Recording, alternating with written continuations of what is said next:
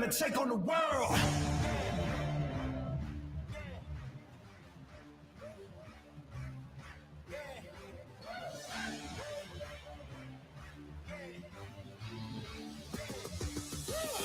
We're gonna take on the world.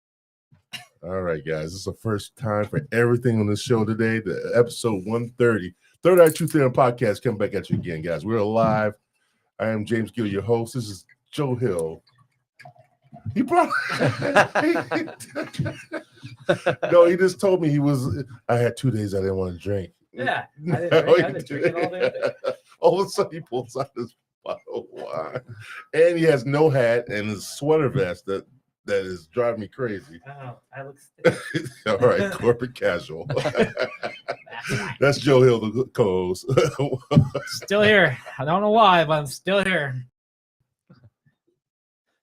Looking like a grunge. Oh man, dude, it's driving me crazy. Josh, and I look like Carlton. Can you do the dance? Yes, I can. All right, guys. Our Yes, guest I tonight is Josh. Am I saying this right, Frazee? Yep, that's All right, correct. Josh Frazee is here, guys.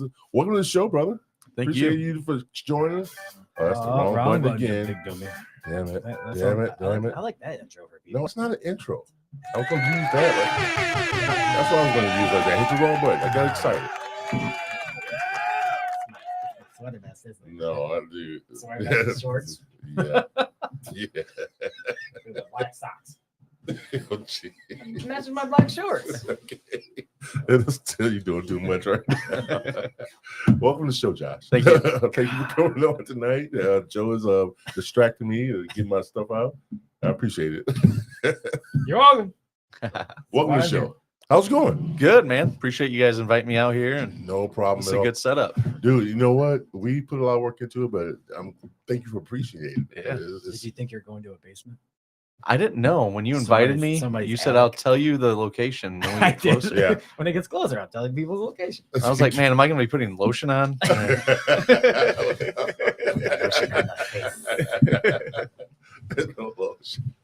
Well, thanks for joining us. I appreciate you showing up, and let's get down to business, man. Yeah. Joe, go ahead.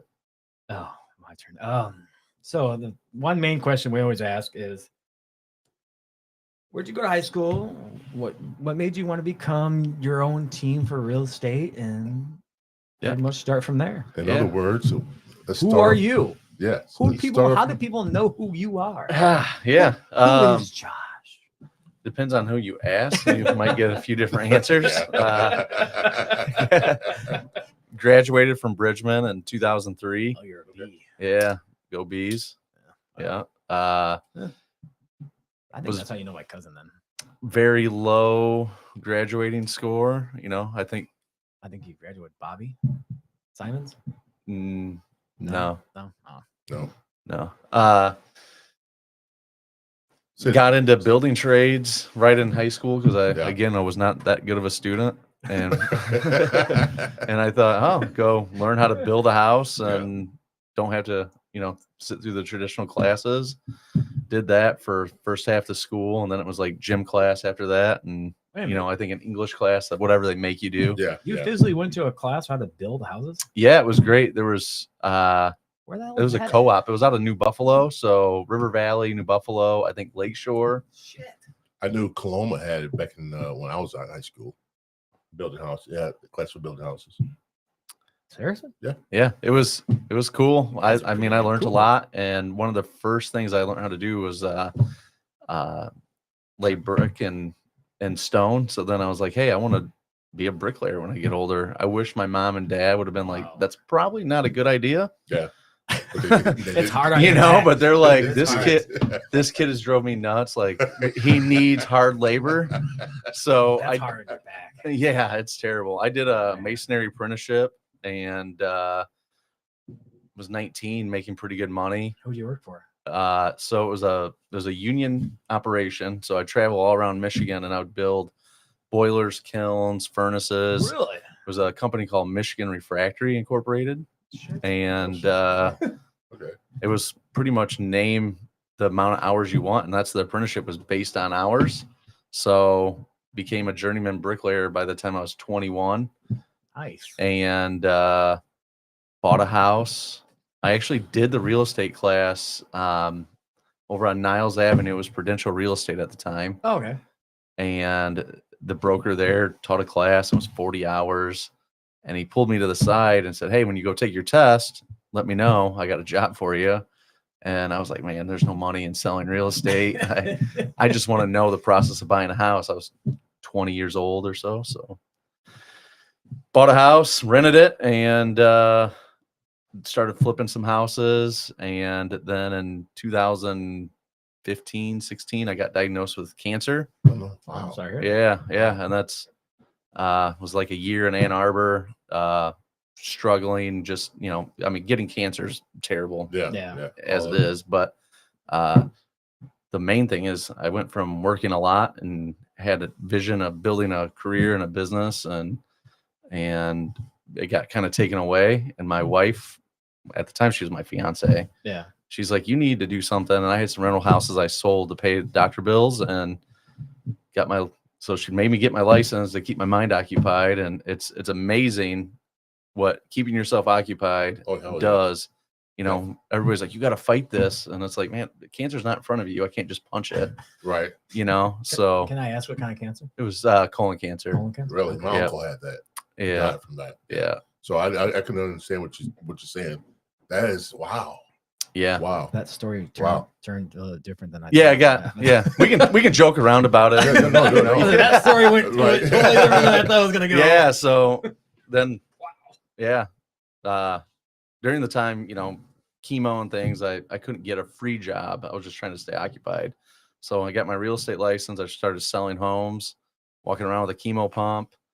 And Really? my goal was I wanted to sell enough homes to where my wife would tell me, quit your real job, So I think in 6 months, while chemo and had a couple surgeries in between, sold 20 homes. And most of those, the way real estate works is, if you wanted to buy a house right now and we put an offer and you got it accepted, it'd take 30 to 45 days. Yeah. So everything I did the 3 months before started, kind of bottlenecking, and it started closing while I was in the hospital. And on the way home, my wife was like, yeah, you're going to quit your job because we'd be losing money if you. Right. So, Yeah. So now that's, I wake up every day and call all my contacts and do my thing, because the other option would be I have to go back to my real job. So Go back to my real yeah, I'd much rather work 80, 100 hours and the stress of helping other people make huge financial decisions than And that, go work a 40-hour job. So- Yeah. So- I give you that. when that happened and all the things that happened to you as far as cancer goes, did you think this was the right choice? Real estate? Yeah, real estate. Well, like at the time, so leading up, I always thought I was gonna get my real estate license as like a retirement job. Yeah. And I think that's what most people get into real estate. It's their second career. I've seen a lot of cops and a lot of retirees, Teachers, Yeah, okay. A lot of dental hygienists do really well, Do they really? Yeah. It's not what I Yeah. I think they get tired of digging in people's mouths, and like, if I can get personal with you in that way, like, Yeah. I can sell you a house. yeah, Right. yeah. So, it wasn't at the time, but I didn't really have any other options. I couldn't do the skill I knew construction wise because I had drain lines and different things going on and Yeah. infections, and I was very weak. I was down to 100 pounds. So Wow. sitting in a hospital bed instead of watching basketball and Yeah. whatever, I did my class and studied, and suddenly it I mean, there was a lot to it, but I did start feeling better. And then once I started selling and learning the process, I was like, this is the best decision I ever made. I wish somebody, years ago would have been like, hey, why Talked don't you about do this? Yeah. Yeah. Wow. So I hate to keep going with the cancer thing, but damn, with the cancer that you had, did you ever want to just fold and give up on what your dreams and everything else, and pretty much the cancer's kicking your own ass and not being motivated? Yeah. So leading up, I got engaged in April and then got diagnosed in November. and I was supposed to get married in May, Oh, yeah. but oh, pressure, man. yeah, Jeez. my wife, she had that time that, Yeah. I have to get married. So we rushed the wedding because I'm pretty sure she thought I was going to die. That's what you just made it sound like. We got to get married tomorrow now. So she was like, I could tell she was calculating. Like, In her head. like, man, if he passes away, I can't probably rush into dating somebody else. I got to play the role of being sad. You were thinking that far out. And I wasn't then- even thinking that. And then maybe 6 months I can start dating, and then it's another year. So I'm a year and a half, 2 years before I can get married again. I'm still young. I'm still young. I got my looks. I got my looks going for me. I can do this still. So we got married in January, and then 3 weeks later I had a 14-hour surgery or so, 14-hour surgery, and spent 6-7 months in the hospital. Holy shit. So she was pretty much backbone on pushing. Oh you yeah, to she was get it amazing. done. I mean, everybody's probably like, this guy, Yeah. fucking so much smack. But no, she was technically your backbone, pushing you. for making sure. like you said, she was Yeah. trying to get your mind off of it, so you just kept on doing. Yeah, what you were doing. she made me talk to, in the hospital they have counselors and stuff, and she could tell, mentally I was just You're down on yourself. I can imagine. Yeah, I was. We had dreams of building a house and had different things going on, and suddenly my savings are gone, and I wasn't able to work, feeling worthless. Yeah. And I mean, at one point, had to be it gets rough, kind of though. dark. Like, I was coughing and almost puking anytime just trying to brush my teeth, and I was like, yeah, death is okay right now. And So you definitely Came from the ground up. embraced the idea that you may die. You embraced it. yeah, at You one came to point I terms with thought it. I Came to was. came to and- terms with it more or less. Yeah, and I mean, I had a God experience. I was laying in my bed, and I mean, ready to die, and I heard a clear voice that said I was going to make it, and I didn't know if I was dreaming or what. And I just read a book. It was a World War II first account by E.B. Sludge, with the Old Breed. And he had a similar, when I was reading the story, the way he described the voice and everything he heard, it's like the same I heard. So it was pretty wild experience. I'm more impressed that he fought that, came back from it, and now selling houses. Yeah, well, that's, He didn't go back to being a bricklayer. no, I, agents come to me and they, they'll have excuses, the market and whatever. And Yeah. I'm like, dude, I had cancer. Yeah. I was carrying a chemo pump around. No, I'm See, joking. that's more impressive. When you said you were carrying that around and wheeling it around, I mean, no offense, I would probably buy a house from you. Dude, this guy's gonna die. He needs the money. No, dude, no. Just Oh, I use that when they're like, hey, what is that? I'm like, oh, I need one more sale to finish this off. I'm joking. I'm joking. Some of my competitors are gonna be like, I knew it. I would. Shit, I'll use anything I could. My last job, I'm like, people are gonna fire me if I don't sell you this house. I'm very sorry. I need this one sale. You can cancel later on, but just give me this one sale. Oh, yeah. Damn, I could really sell a house. wow, that takes a lot out of a man. Well, anybody that's going through that takes a lot of. As part of the psyche, it drains them throughout that whole process. I'm sure of. Yes. I mean, I went, I was a young guy. And how old were you when you? I think it was 31 when I got 31? there. Yeah. And that's How old are you now? 41. Oh, wow. Yeah. Just a couple years ago, I got my pump or the chemo Thing taken out. port thing taken out. Oh, really? Yeah. And Good for now you. I'm down to I don't have to do the CAT scans anymore, or the CT scans, whatever they call them. Yeah. Which is great Good because, for you. yeah. So now I just see an oncologist once a year, get the good old colonoscopy, and Yeah. I still had to get mine soon. yeah. Yeah. Hey, it's not that, Don't tell me it doesn't hurt. no, well, you don't know. Tell me it doesn't hurt. I don't know how Yeah, I know. inappropriate I can get, but I'm You like, can get appropriate. they give you those Bill Cosby drugs, and you have no idea what's going on. And I'm like, What happened? yeah. What happened? One sock. I wake up and there's nurses, and I'm like, what did you guys do to me? Like, I don't know nothing. you're gonna, yeah. He gave you a pudding pop. Why do I feel so light? Yeah. I'm sorry. That's horrible, dude. I'm sorry. You can say pidity. Huh? No, that's baby oil. That's baby oil. Yeah. Don't want to go down that road. Still, I never had one of those, so I'm always afraid. Once if I did have one, something might pop up, or Well, dude, you gotta do it. I know I have to do it. That's my next year.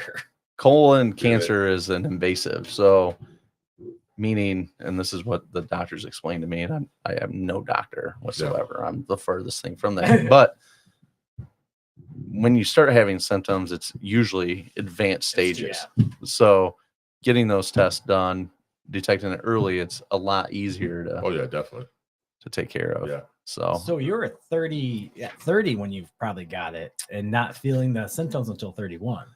Yeah. So, playing backwards, like, man, because they said I had it probably for a while. And I remember when turning 30, I was like, man, I'm getting tired. Like, getting old sucks, and 30 is really not that old. No, it's not. And it was probably the cancer because my hemoglobins and stuff were lower. And impressive. I mean, impressive. You went through a lot so far just at a young age, and now you fought it, beat it, where you're at now. It was a blessing, honestly. At the time you get it and you're like, oh my gosh. And it's I'm living a great life. I'm blessed. My wife and I are happy, and working for the man, I would have never been able to do the things I'm doing. Yeah. You guys have kids? Yeah. Yeah. So we're Cubs fans, and there you go. You got one of his teams. Yeah. Yeah. I'm a weird guy. I'm a huge Packers fan. Go Cubs, go. Yeah. And the year the Cubs won the World Series, found out my wife was pregnant at actually Game 7. Wow. Oh, really? Yeah, we were, kind of superstitious. I was feeling good, and I just got off chemo, and I went like a few months without drinking or anything like that after that, just because I'm like, I'm giving this second chance. Yeah. And then, I'd have a beer here and there. And then we were watching the Cubs game, and I was like, we're going to win. And I looked at my wife and I go, let's go down to the bar. Let's watch this. Let's rip some shots. Like, and she's like, no, what are you, 21? Like, we're here. Yeah. Da. And I'm like, look, someday we're going to have grandkids, and they're going to be like, where were you guys when the Cubs won the World Series? And I'm going to say Dad was in his underwear watching the Cubs on the couch. Mom was in her sweatpants laying there, like, no, that's not a fun story. And she's like, I wanted to wait till tomorrow, but I'm pregnant. And I was like, what? Wow. Yeah. So wow. I wanted to name her Baez or something, or Rizzo, but no, we named her Nora. It's a Rizzo. Yeah. And then 10 months after she was born, my wife was pregnant again. Yeah. And when they were giving me chemo, they made me go to a sperm bank before. Never had to use it. So I'm like, I'm a man. Yeah. I like it. Yeah. Hey, I'm a man still. Yeah. Like, so. Did you name your son Rizzo? I have no sons. I have 3 daughters. I have $3. Yeah, 14-year-old Ella and Nora and Layla. They're nice. 8 and 7. There you go, man. So that's a blessing in disguise right there. Yeah. That's great. Just, And that's a cool way. She tried to make, I won't say she tried to make you feel bad about going to a bar, but she had a reason that she didn't want to drink. Yeah, she couldn't. Exactly. She was being selfish on that one a little bit, just a No, little bit. She wasn't. Hey, no, she wasn't. we can't go out to the bar because you just got done with this, and this. What are you, 21? Well, it was feel bad. We went to where were we? Did you still go to the bar? Yeah. Did you still go to the bar though? Come on. Yeah, we're at North Shore. This is way back. Yeah, and 11 years ago or 10 years ago. I remember we're sitting there having a burger, and I was just drinking some water, and she's like, "Have a beer." And I said, "All right." And I had a beer, and it was like Frank the Tank. I'm like, "Oh." Was When it when it hits the lips. So So now I'm a raging alcoholic. I beat can't now. My cancer's going down, but yeah. my kidneys living large. Yeah. Yes, that's an awesome story, man. Especially with your firstborn. That's the Where were being you? a Cubs fan too, and they win the World Series. Yeah. And you finally you Having have my a daughter. baby. Yeah, dude, Where that's were you? awesome. I was watching the game Where at? Do you remember? at home.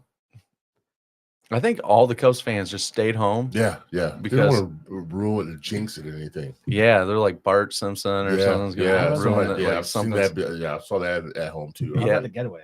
Well, you were at the getaway. Yeah. That's a I was at good home. place to I was at the be, Cubby. yes, I was yeah. at the Cubby bar that day. That's definitely a good place to be for a Cubs game. Because I was thinking if they did win, there'd be shots around the fucking house. Oh Yeah. yeah. But I remember seeing that last play when Rizzo. Rizzo got the ball, and I was like, yes, Yeah. finally. Yeah. I won't say I could die now, but Chicago people could die but- like a but- war. I mean, it's been so long since they won the World Series, and that night right there, Chicago streets were flooded with fans. Yeah. It's going crazy. You know, it was Dropping like awesome. flies. Awesome to see it. Yep. I remember it, and I have that picture of Rizzo running towards the pitcher Yeah, as he's sticking the ball in his back That pocket. yeah, that's cool as hell right there, man. Yeah. For all Cubs fans. Isn't the World Series going on still? Yeah. No. Yeah. Who are you rooting for? I don't care. I don't care. LA or Blue Jays? Come on. Okay, I'll keep it in the United States. But Yeah. I'm the same. Go Screw America. Screw that yeah. shit. Screw LA. keep it in the United States. I know No. you. I don't know if you- LA is United States now. Okay. Yeah. Screw LA. But I know you don't. I heard you like go Toronto. Yeah, hell yeah. I'm rooting for Toronto all the way. No, dude. I'm I rooting for keep it in the Toronto. States, man. I didn't like LA last year. I didn't like I don't them this like year. them. It's not that I like them. It's, They beat my team twice. I don't want to see them in that. okay, but still, I'd rather keep it in the United States, man. Then I want Toronto to win because America's pastime. That's right. It's been a long time since Toronto won it, or they have never won it. Yeah, No, I don't think they ever won. they never won it. So I'd rather have a team that's never won it to win. You bet on it, didn't you? No, actually, I bet on football tonight. Okay, never mind. No, I Back don't bet to on the show. I don't bet on. I don't bet on baseball. You don't bet. Okay. Too many odds. Too many odds. Too many variables Yeah. going on in the game. Yeah, that one too many variables. Can't do it. Could never do it. Somebody may go bad in pitching. Yeah, or like the people can't bullpen- fucking hit. The bullpen sucks. Every time I bet on my Yankees, they lost. That's why. I knew didn't it was bet- I I didn't knew it bet- was an underlying reason. His I didn't- Yankees didn't make it. I didn't bet on the Yankees playoffs this year at all. So you're a Yankees fan? Yeah, he is. Yeah, I was born and raised a Yankees fan. My family's originally from Brooklyn, New York. Oh, When nice. They were Dodgers fans, and then Dodgers had to move to LA. Dude, you area. know that was back in the early Yeah, 1900s. I know. But they were ruined. What? But no, they were always were. I remember you said I was. No, I was. I remember my family. when they moved. I'm like, No, my you family. don't. No, You my, ain't yeah, I know. born. My family remembers when they moved. Sorry, my family knew they were moving. Okay. So they flew over, and then Yankees became who they are. And been a Yankees fan ever since. There was a owner of the Boston Red Sox, last name Frazee, traded Babe Ruth to the Yankees. So that I don't think I'm related to that Yeah, I was loser. gonna say, does that have any correlation with Yeah. that? Yeah. I'm a way better negotiator than that guy. Right. Funny thing is, actually, my ex-girlfriend, her great uncle played for Detroit back in the day with the same last name. We went to, I don't know, Saugatuck, to this place that sells pizza and beer. That's all sports cards all over the place. Found the card, took pictures with it and everything else. It's the same last name as hers and everything. It was kind of cool. That She is said, cool. that's actually my great uncle. I went, damn, that's fucking awesome, actually. That is cool. I never had any uncles or anything playing the baseball ever. Made it to the pros. Get a baseball card. Have you? No, No, I didn't think so. I didn't claim either. I know. didn't say I would. that. I would. I mean, that's kind of cool. That would be cool. But let's move on. I am. So my next question is for you. Did you really think in high school and everything else that you'd be not maybe a bricklayer, but selling houses, or what did you really want to do when you're really in high school and stuff like that? Yeah. Or So what did your parents or anybody else want you to do? my mom just wanted me to stay out of jail. Yeah. So Were you a troublesome kid? I was a sounds rambunctious kid. I was a class clown. Yeah. I wouldn't say like troublemaker, but Right. I would push the envelope a little bit and see what I can and can't get away with. Yeah. And I may or may not have drawn penises on, windows at school and stuff. But It's a so B. I'm just not finishing it yet. I always had really good work ethics, mostly because I'm pretty high energy. Yeah. And I worked on farms and made apple cider and different things like that at a very young age. And when I was 14, I started working at McDonald's. And Wow. yeah, I could ride my bike. My mom lives where I grew up, right by the Getaway, actually. Yeah. And 14. yeah, ride my bike down to McDonald's, work there on the weekend. And I learned things from there. And then when I started learning a trade from being in school, I visualized myself someday having a crew and having people and being a contractor, going out and bidding on jobs Yeah. and, kind of being like a Pearson or something like that. And, I look back on it now and I'm kind of living what I visualized, just in a totally different field. We've bidding on jobs and, same as listings and things like that. And, I'm managing close to 70 agents now. So, Oh, really? Nice. Yeah. So how's the stuff that you learned in high school transferred over to your job now? Does it help you out in any way? He draws penises on the windows at his place now.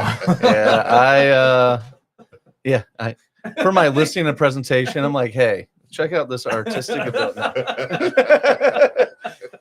You want to see good marketing? It's a masterpiece. No. Yeah. It's funny. I talked to my daughter about this, and she was struggling a little bit with math. Yeah. And, I explained, I was like, hey, I used to think the same thing. Like, when will we need this? We have a calculator and things like that. But if you understand and know the formula and you show that you can do the work, that's what counts. And I think that's the big thing I've taken from school is putting the effort in, and you get what you put in. Yeah. And I mean, honestly, in real estate, there's no ceiling in this business. The sky is literally the limit, but there's also no basement. Real estate high fail rate, and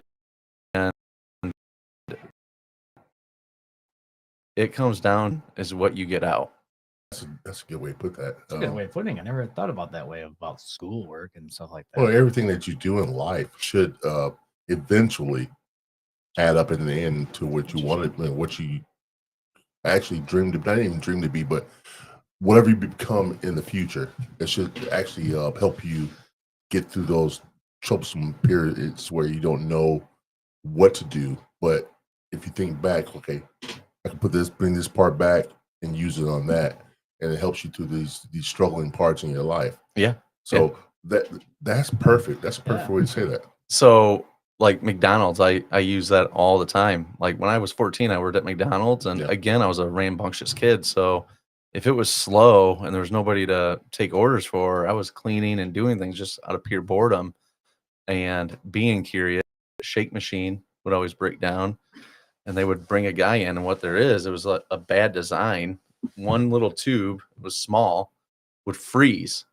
So after you use it so many times, and then if you don't keep using it, that little hose freezes. So you got to go. I watched the guy, he would take it out and put a different hose in. Yeah. And he explained it to me, and I was like, oh, that's cool. So the next time it broke, I knew exactly. I took it out, put it in warm water, dried it out, put it back in. Here I am, a 14-year-old kid. Not that I'm a genius or anything, but just out of pure boredom. And the shake machine, and all of a sudden they come to me, and this is the wild story. They're like, hey, in the summers, we're going to send you to Hamburger University. There is really Hamburger University. So people that really don't believe it, yeah, there is. Yeah, I was like, It's what? in Illinois. It is in Illinois. Yeah. It is. And Hamburger U. yeah. And I did not know that. they're like, by the time you graduate, you'll have a degree, and you're going to work your way up as a shift manager and whatever. And eventually you'll be a store manager. And I instantly quit. I gave my 2-week notice. I went and worked at Pizza Hut in Stevensville after that. What made you quit? Because I was like, man, my teacher's been telling me I'm going to be, flipping burgers my whole life. I'm like, there's I want to prove you wrong. I'm going to Pizza Hut. Yeah, look at me, teachers. I'm on a podcast tonight. So, damn, he's making fun of us. but in my business, I use a lot of these things I've learned from McDonald's. There's so many good systems and process in place to where you're going to get the same cheeseburger, no matter if it's your first day working or you've been there 20 years. And I've taken that with my business, and like, we have a system. So everybody's getting the same experience, whether you're using me or you're using somebody else on my team. We have a checklist and process going. So Did you ever go to Hamburger U? I did not go. No, like I said, I He quit. quit. Yeah, he put his 2 weeks in. I put my 2 weeks in, and I went Screw to, that. yeah. So it's a cutthroat world out there in fast food industry. I went to Pizza Hut. I worked there for a year. And then the assistant manager at McDonald's at the time ended up becoming a store manager at Burger King in Stevensville.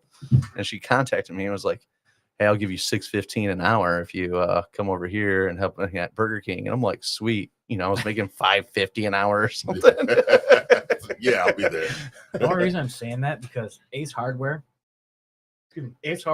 bought the old Hamburger U University compound, Oh, really? and now their hotel that they use to bring people in from all over the United States, all over the world, comes there and stays in that hotel. The hotel still has the M on the door handle. Their pool, The golden arches. yeah, the pool is the Olympic-sized swim pool that they used to use when that college was there. It's all tiled, everything. Because I had to go there for Ace for some kind of convention they were having for a 2-day convention. Dude, that place was phenomenal. And they said, "You know what this used to be?" I went, a college? So I'm just guessing. They said, "No, Hamburger U." I went, "You mean the McDonald's? Is that why all the little symbols had little?" I said, "Yeah." I said, that place was phenomenal. I'm mad that I didn't do it. I mean, it would have been a good opportunity. I wish my Yeah. parents would have been like, Josh, you should do this type Yeah. thing. But But this guy on the train was He's all. like, nope, I'm out of here. The guy on the train was. I said, "What are you going for?" He says, "Hamburger U." I went, "No way, what are you going for?" yeah, He really My was. teacher Now it's told me I would downtown. be flipping burgers. I'm Yeah. not having that. I think I would just tell people if they asked where I went to college, I'd say the U.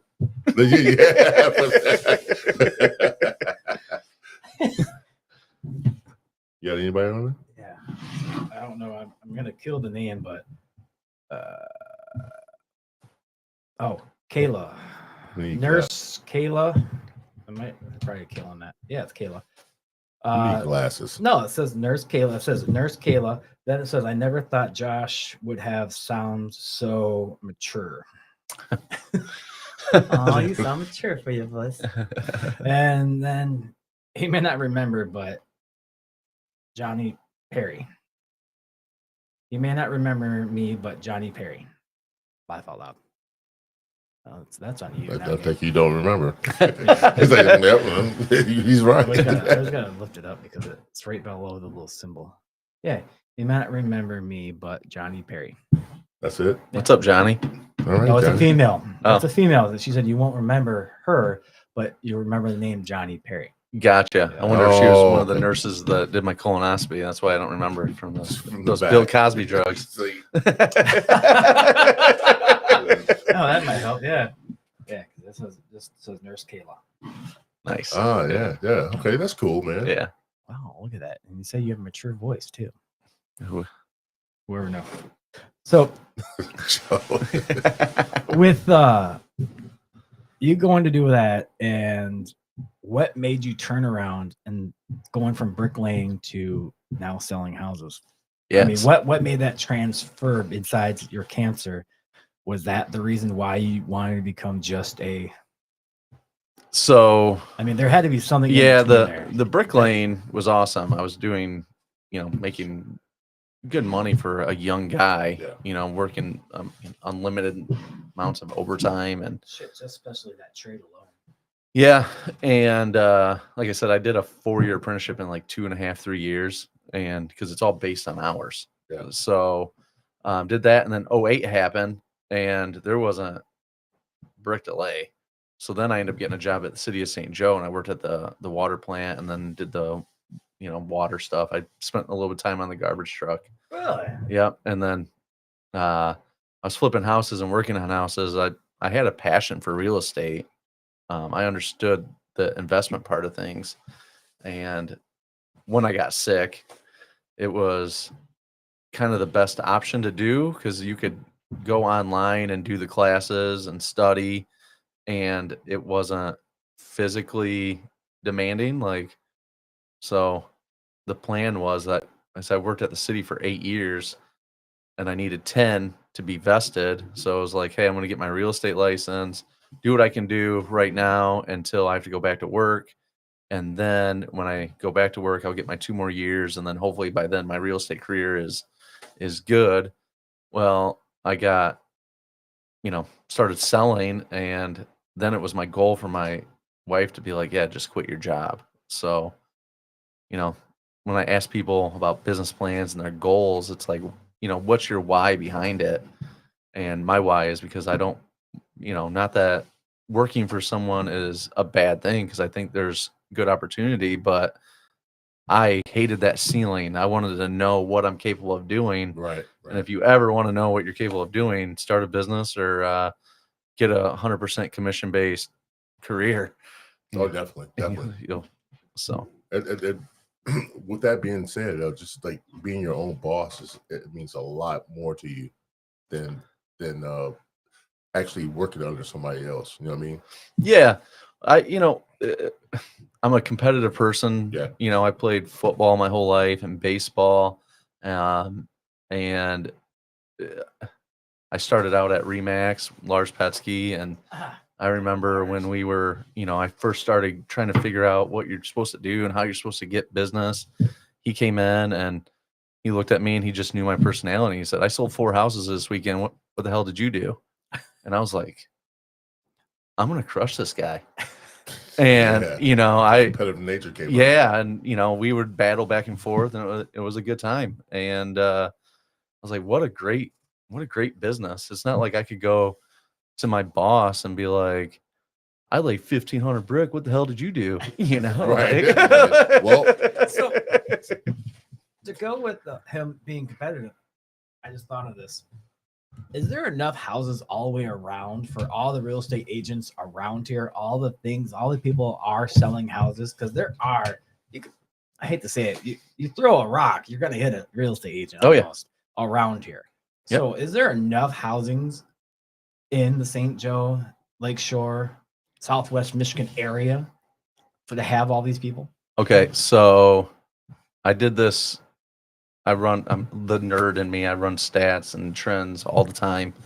So 2 years ago, the Lars's team and the Petsky team and the Frazee team were number 1, number 2 within one transaction of each other in closed transactions. And combined, we did 402 transactions. Okay. So what percent of that market share do you think we had if we were one team? What do you think that percent of transactions in Southwest Michigan do you think we would be? That's a good question. It's got to be really relatively close. 10%? That's a lot of people say 5-10%. We were less than 3%. Wow. Really? So there's a ton of transactions, a ton of opportunity. And then, I come from a very working class family. Wait, is that counting farmland too? Vacant land, homes, and stuff. Yeah. Total transactions, not just homes. I'll still say 10 for me. I would still say 10. Yeah. 3%, huh? Less than 3%. Less than that. Wow. Yeah. So there's a lot of transactions. And, we go back. I was looking at like 2008 and 2009 when we had the housing crash. And I was looking up stats then, and Vicky Wade sold 130 homes that year. Yeah, because she was the main person, her and LaMonaco, wasn't it? Yep. Yeah. Maryland. Yep. Yeah. Yep. They both still sell. Yeah. Vicky's actually in my office now. But they're the name brand people, like how Lars and you guys are. Yep. How you always see the signs for them. Yep. Yeah. Now it's signs for you guys. So you guys are now the new generation that's replacing the people that were pretty much are now semi-retired. I'm just not as pretty as Vicky. No, you're not. Sorry. So- What do you do to keep yourself more neck and neck with the competition? What's the formula for that? You know? Yeah, so that's kind of the fun thing about real estate. I started off like, oh, I'm compete with everybody, and you learn a lot by doing transactions and competing. So when I first started, you naturally just work with buyers. So there was a different agent that had the listing, and I'm negotiating against them. And I went in and like, at the end of the day, my theory was I want my buyer to be super happy. I want to get them more than they were expecting, save them more than they were wanting. And I want that seller to be like, man, I wish my agent negotiated for me. And then I learned after doing that, like, that's not the right way of doing business. You want a win-win for everybody. Yeah. And get the transaction going, and working hard is important, but like not trying to just beat people down, you know? Yeah. So you start getting the camaraderie, and then business started growing and getting referrals. And then I started growing a team because again, my wife we had Irish twins, and then we had a 6-year-old also. So it was like, my wife's like, I need you around. And I was working, I mean, for every hour of the day, I was probably a dozen times in the office or Oh, really? whatever. Yeah. I was phone calls during appropriate times and showings, and then doing all that back end work that an admin should be doing, but doing it all myself. So I started building a team, and then it became more important for me to see the team achieve their goals versus what I want. So, now, everybody's like, how many homes are you going to sell this year?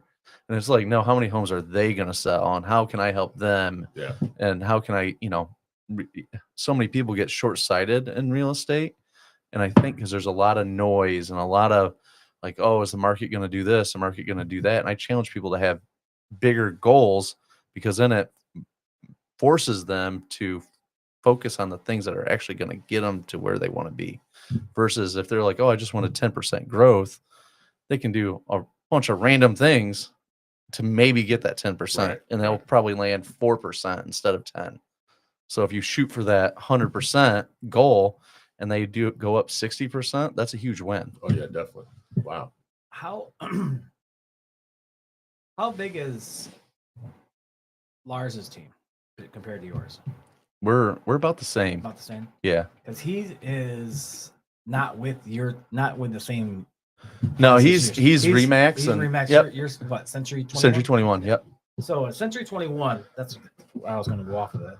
Century 21 is their own Franchise. Yeah.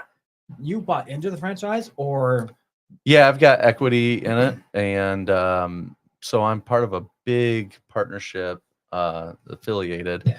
And they have 60 offices total. There's like 15 in Southern California, 30 plus in Wisconsin, and I think there's 16 through the state of Michigan, 17. Wow. And That many. yeah, and I when I left Remax to kind of do my own thing, Remax is great. I have nothing against Remax, but it was just time to grow. And Century 21 had 3 agents, and they wanted to grow this footprint, and I had a team of 7, so it was just kind of there. And we opened up the office, and I had a 5-year plan of having about 40 agents, and we did that in about 2 years. And it just expanded. Now we have a Berrien Springs office that has about 7 agents, and then we just opened up a Niles office. Did you do a Jerry Maguire say, "Who's coming with me"? Who's coming with me? No, I mean, real estate is a kind of a weird business where, you're, when you're a team, you're a kind of a smaller broker inside a brokerage, and it's kind of hush hush a little bit, and you're making deals, and for your career. And then I had to kind of 3-4 days beforehand, like, hey guys, I'm transitioning into this, and who wants my team wise. That's pretty. And they all followed. Good for you. Yeah.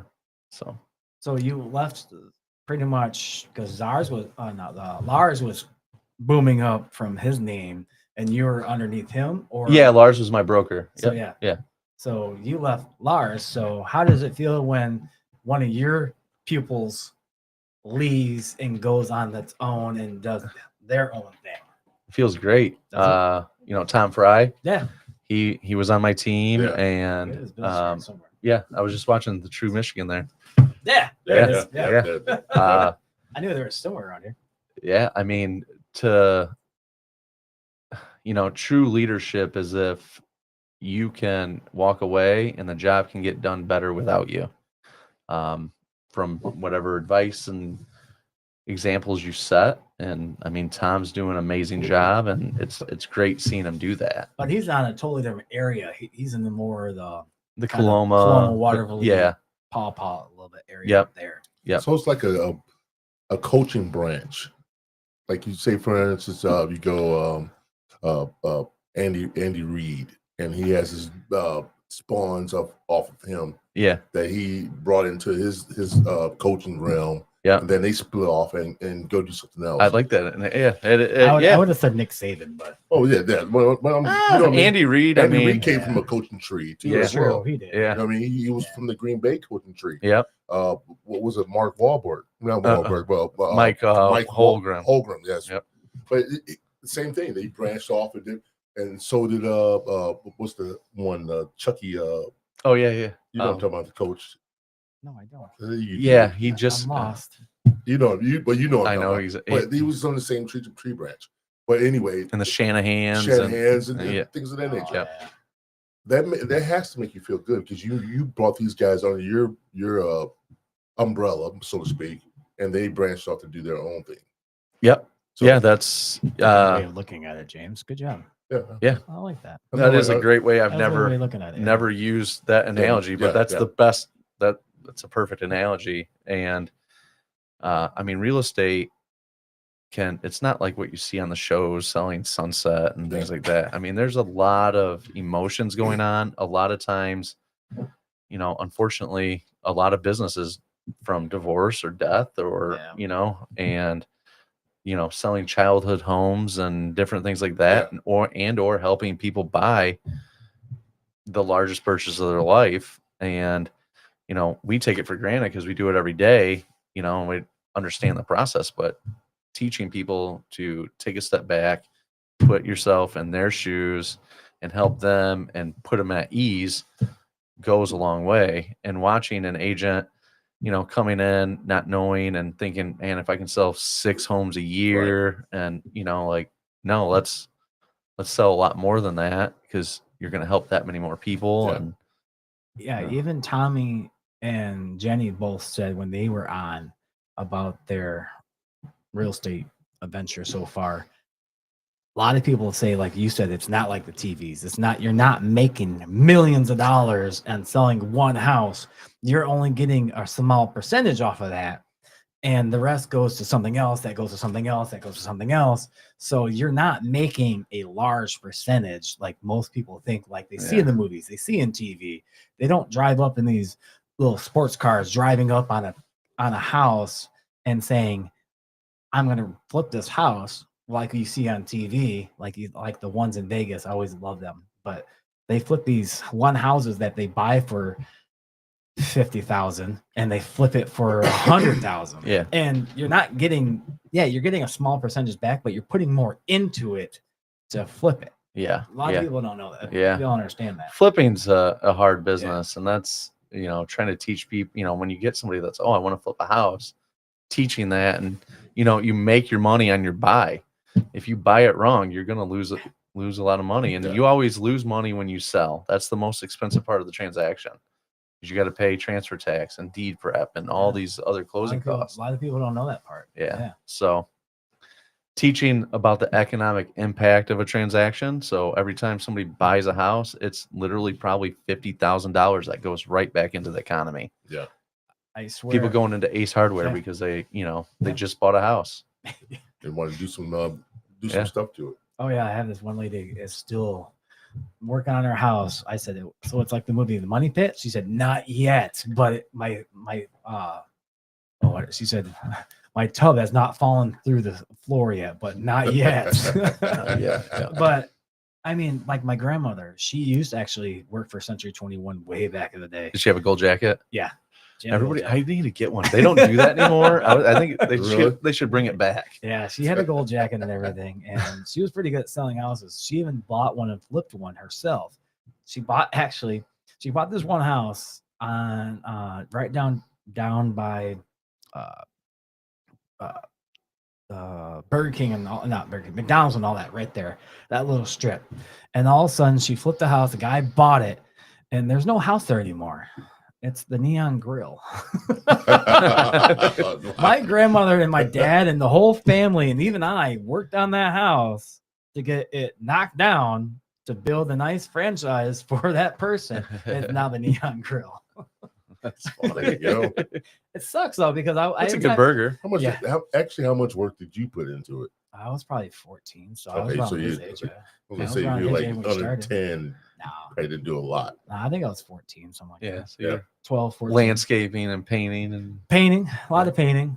My dad did all the plumbing and helping him out. And I remember clocking my head on the old pipes that were down below. But Yeah. and all of a sudden, yeah, and then all of a sudden they said we sold it. Everybody gets a profit on it. I said, all right, sweet, I'll get profit. And then all of a sudden, I went to go It's see. gone. Yeah, I went to go see what's gonna be there now. It's gone. Got a new idea. It's called the Neon Grill. What? Yeah. Just the Neon Grill. Yeah, what the fuck's the Neon Well, Grill? it's been there for a long time. Well, yeah.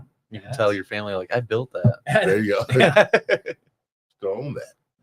Yeah, I used to own that black So, lion. What do you tell new people that come under your umbrella now? How to sell houses and how to get into it? Don't suck. Pick up the phone. No, so brand new agent Yeah, that's brand coming new. to me. I always tell him like Like Yeah. James. James comes to you. I want to sell houses. What Yep. would you tell him? I would tell James like, hey, you've got the personality, you know how to talk to people. That's great, but you need probably 6 months of savings because it's rare that somebody can come in and just get somebody right away and buy a house. There's a big learning curve, and to this day, it's what you do now pays you 6 months or a year from now. And Yeah. it's learning how to follow up and getting enough of a pipeline. So, when those 6 months add up, you're just constantly having closings, 2 to 3 closings a month is, the ultimate goal. So from there, it's, I tell people, get a list of 50 people that that will give business to you Yeah. or refer business to you. And let's get a plan on how you're going to communicate with them and talk with them and, ultimately start showing them houses. That's the first step is, reaching out to your sphere. Did you ever have anybody that's like was really shy or not outgoing enough to go sell houses, and you had to give them that extra talk or extra push to get them to that point where they knew how to sell houses? Because I know I had a buddy of mine that did the real estate test and everything, passed it, but he wasn't good at it. Yeah. Wow. yeah, No, I'm just saying he wasn't. I know, but he he wasn't yeah. good at passed the it. test, but he couldn't sell a house. He wasn't that good at it. So real estate's hard. I mean, it has Nice. a high turnover rate. Like Yeah. within 2 years, people, you either make it or not, and a lot of times they don't make it because it's competitive, and B, if you're not willing to get a little uncomfortable and put yourself out in front of people and ask for business, you're going to struggle. So if you're shy, I'm not going to say don't get into the business, Yeah. but just know you have to figure out how to get in front of people, and being uncomfortable is fine. Like one of the things I did was I was like, I'm going to call every single contact on my phone and have a conversation about real estate. That was like the first task I did. And Smart. I got to Pizza Hut because that was in my phone, and I skipped it. And I said, no, I committed to calling every contact. Some kid answered the phone, and I was like, hey, I'm not going to order pizza right now, but have you thought about buying a house? You have a job. And the kid's like, I'm 16. And I'm like, well, save your money, buddy. When you're 18, like, I'll keep, what's your number? And he's like, I'm not, like, hung up on me. But the Stranger danger. idea behind it was I knew I wasn't going to get anything out of it, but I'm learning how to crack the ice. And you stay committed to what you promised Yep. yourself. Yeah, having integrity. Yeah. So This makes me the how you just said that you did through all that. It's like the movie Boiler Room when he's sitting there eating his cereal, and he sells stocks, and he says, the guy calls him up. Would you like a newspaper? He says, no. How about you sell me right now? Tell me something good about your newspaper. What are you gonna do and sell me? So he's on the phone, listened to it, and gave him the whole speech and said, that's how you're supposed to sell it. Then he said, no, I read the Times. Click. But he made the guy do his pitch. Yeah. Made him do it. And like you said, I did my pitch. I called Convince everybody me that and convinced me your that paper is good enough for me to buy. Yeah. I would drive and I needed gas. I wouldn't get gas at an open pump. I would wait and know there's other people on the other side because there's a way to talk to a stranger. To this day, I have a goal to talk to a stranger every single day. Yeah. So I do that every day to myself. yeah. That's wow. That's good right there. Yeah. That's good right there. We were just at Starbucks. My 14-year-old, it was her birthday, and she wanted Starbucks. So we're sitting in there and I'm drinking, pumpkin spice because I'm pretty basic. And, I get the big drink when I'm with my daughter. yeah. And this big black Mercedes comes pulling in, and a guy gets out, opens the door, and these people come out, and they looked like an 80s punk band kind of. And I'm like, huh. My daughter's like, do you think they're famous? I go, I don't know. And she's looking at me because she knows I'll go talk to anybody. So no. And I just kept drinking my coffee, and she goes, will you go talk to him? I go, no, I think if you're curious, why don't you? And she looked at me, she took a deep breath, and she's kind of shy. She's 14, all these kids are weird right now, but she gets up, she comes back, and she says, oh, they're on this Michigan tour, da-da-da-da-da. It's on a band. They pay for it. And I go, oh, how'd you find that out? She said, I went up to the guy, and he had like kind of crazy hair, complimented him on his hair, and he goes, oh, thanks. And she goes, are you in a band? So I'm like, you've been watching me, like, give a compliment, crack a joke. She's learning. Yeah. She's learning. So It's the best way to do it, though. She's learning. That's the best way. Yeah, that's the best way to do it. Wow. yeah. So That's good. Wow. So to go with selling the house for the last question of this set, do you think learning from what your past experience and everything else and having cancer and going through college as a kind of a jokester and everything else helps you build selling houses and going up to people and random people? 100%. Or was it just something that you just snapped into? 100%. Like, I mean, you're learning skill no matter what, even as simple as McDonald's. You're learning different things. Like I said, I use what I learned in McDonald's is a big part of my business plan, having a system in place. That's kind of cool, though. And being 31 and having colon cancer, that's not like a cool cancer to, No, it's not at it's all. a lot of butt stuff and Yeah. like It's pretty shitty. yeah, it's pretty Pun shitty. intended. So Pretty shitty. I got used to being uncomfortable pretty fast, and then just the knowing even the hardest day is still like a great day. Yeah.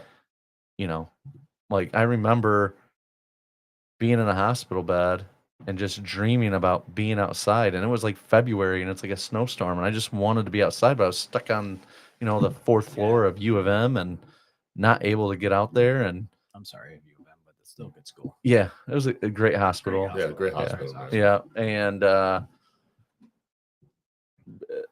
there's no bad day. Like, I mean, there's times where deals fall apart, and you have to deliver bad news to people, and it's like it can be a lot worse. Gave you a new outlook. Yeah, For sure. For your experience in your life so far, you've had a new outlook on life. Oh, absolutely, and knowing it's up to me to provide for my family, and I'm not relying on some employer to pay my family and the decisions they make. Sometimes being an entrepreneur is pretty risky, and a couple times I've signed some contracts of like, I hope this works out because there's a lot of mouths that depend on me, and I got what it works out, and if it doesn't, you just work a little harder to make it work. Yep. Exactly. Wow. I do know where you're coming from when it comes to talking to anybody. Because my ex-wife always hated it. She says, I'm going to the restroom. Don't talk to anybody. And then by the time she comes back, I have 3 people around me talking. Hey, how you doing? Yeah. Hey, how you doing? And they said, who are they? I said, I have no clue. But that guy is going to be, it's his birthday. And these guys over here are going to buy him shots. And they're from, say, Kalamazoo. And they're from Wichita, and they said they're going to buy him a shot because it was his birthday. I said, you got that in the last 10 minutes when I was in the restroom? I said, yeah, I could got a lot more if you were gone. I was probably leaning up to a shot, but it's okay. But now that shit's sailed. Yeah, that's my wife's a little more of the introvert type. She's fun, but she's not going to go talk to strangers, and she hates traveling with me when we're on an airplane. I can't just sit there for 3-4 hours. I'm not saying anything. Yeah, I get to know everybody around me. And my wife's like, would you just shut up? Nobody wants to hear it. I'm like, I'm not the only one that does this shit. Yes. All right, guys, we're at the halfway point. What your ears hurt? Okay. All right, guys. Shut up. If you guys are watching on YouTube, please like and subscribe, hit the bell notification button, and not only that, like us on Facebook and watch our videos, guys. Every Monday and Wednesday night at 8 p.m. we put out new content every week. So be sure to contact us, hit that bell notification button, and tune in. All right, guys. I am James Gill, your host. This is Joe Hill, co-host, and we have Josh Frazee on the scene today. Let's get back to the show. All right. So, bro, I was holding this question for this segment here because it helps. It does actually, because it leads up to other stuff I can ask. So, with all the people that you have under your belt, how many is it? You said? Right now I think it's like 63. So, out of that 63, you got some people that sell houses maybe once a month. Is there, like you said, there's a leeway? So, is it like car dealing? If you don't sell a house in a month, do you get canned? No. So That's a all good the question. it is a great question. So many people Curious. don't understand the makings of real estate. So they're all independent contractors. So you have to be a licensed realtor to get commission of some sort of helping somebody on a real estate transaction that's not your own personal. So you could go sell your own house and not use a realtor, but your brother, if he's not a licensed realtor, can't sell your house for you. So and then being that you have to have a broker. So I'm a broker, so I hold the realtor's license. They don't sell any homes.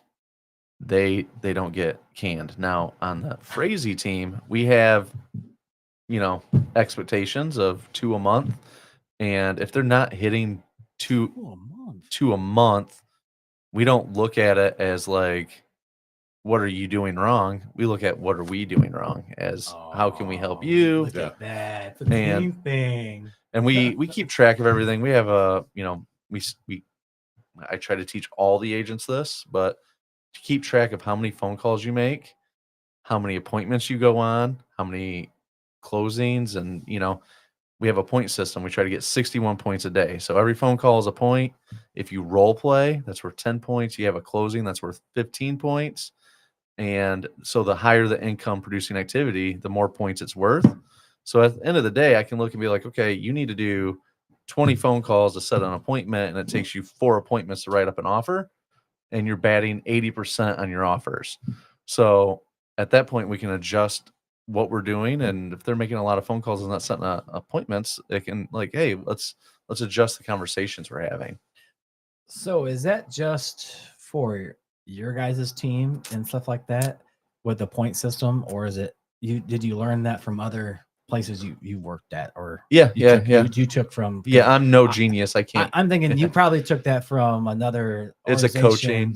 Coaching thing where Yep. you went to probably a team event for Century 21 brokers and all that. They probably taught you how to do other stuff to help your team out. Give you other ideas. ideas. I went to a convention It's a cool idea though. in Vegas, and I heard a real estate coach speak, and I was like, man, I'm doing all those things. This is before I had the team, but without any real structure behind it. And it would be nice to be able to track. So then he had another convention they were doing in Florida. I called my wife. She was working at New Buffalo Savings Bank at the time. Now they got bought out. I think there's Otherwise or Everwise. Something like that, yeah. Yeah, no. But I said, hey, take the week off of whatever that date was. We went down to Florida. Going to Florida. And all of a sudden I signed up for this coaching thing. And I looked at my wife. I'm like, I think I just paid to be on a cult because it kind of felt that way. And I'm still part of that coaching. Yeah.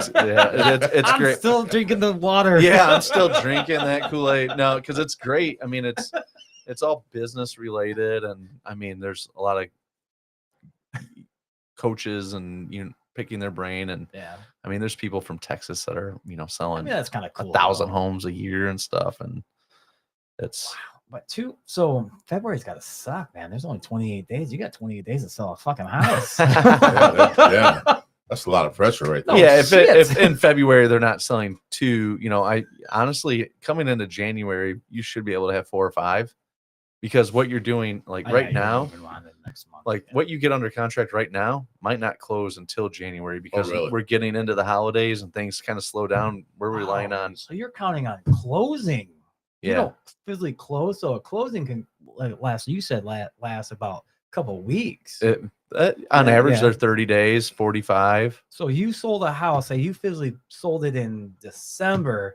You don't count that one sale until January or whenever Damn, it that's gotta closes. suck. Because there's a lot that can happen from when you Yeah. get an offer accepted. Yeah. You don't get paid until it closes. Oh, dude, you need this. So this is why you say you should have at least 6 months. 6 months of savings. 6 months of savings. Yeah. So you don't have to worry about money being there. I got Yes. my license May 13th, which was our original wedding date. We were going to get married on Friday the 13th because it was like a discount cheap, Bad omens. It's a discount. Yeah. And instead, we got married in January because my wife thought I was going to die. And and I don't know why I'm still Dude, laughing. I laugh at it. Fuck it. I think it's funny. so I got licensed May 13th. I actually picked up a listing that day.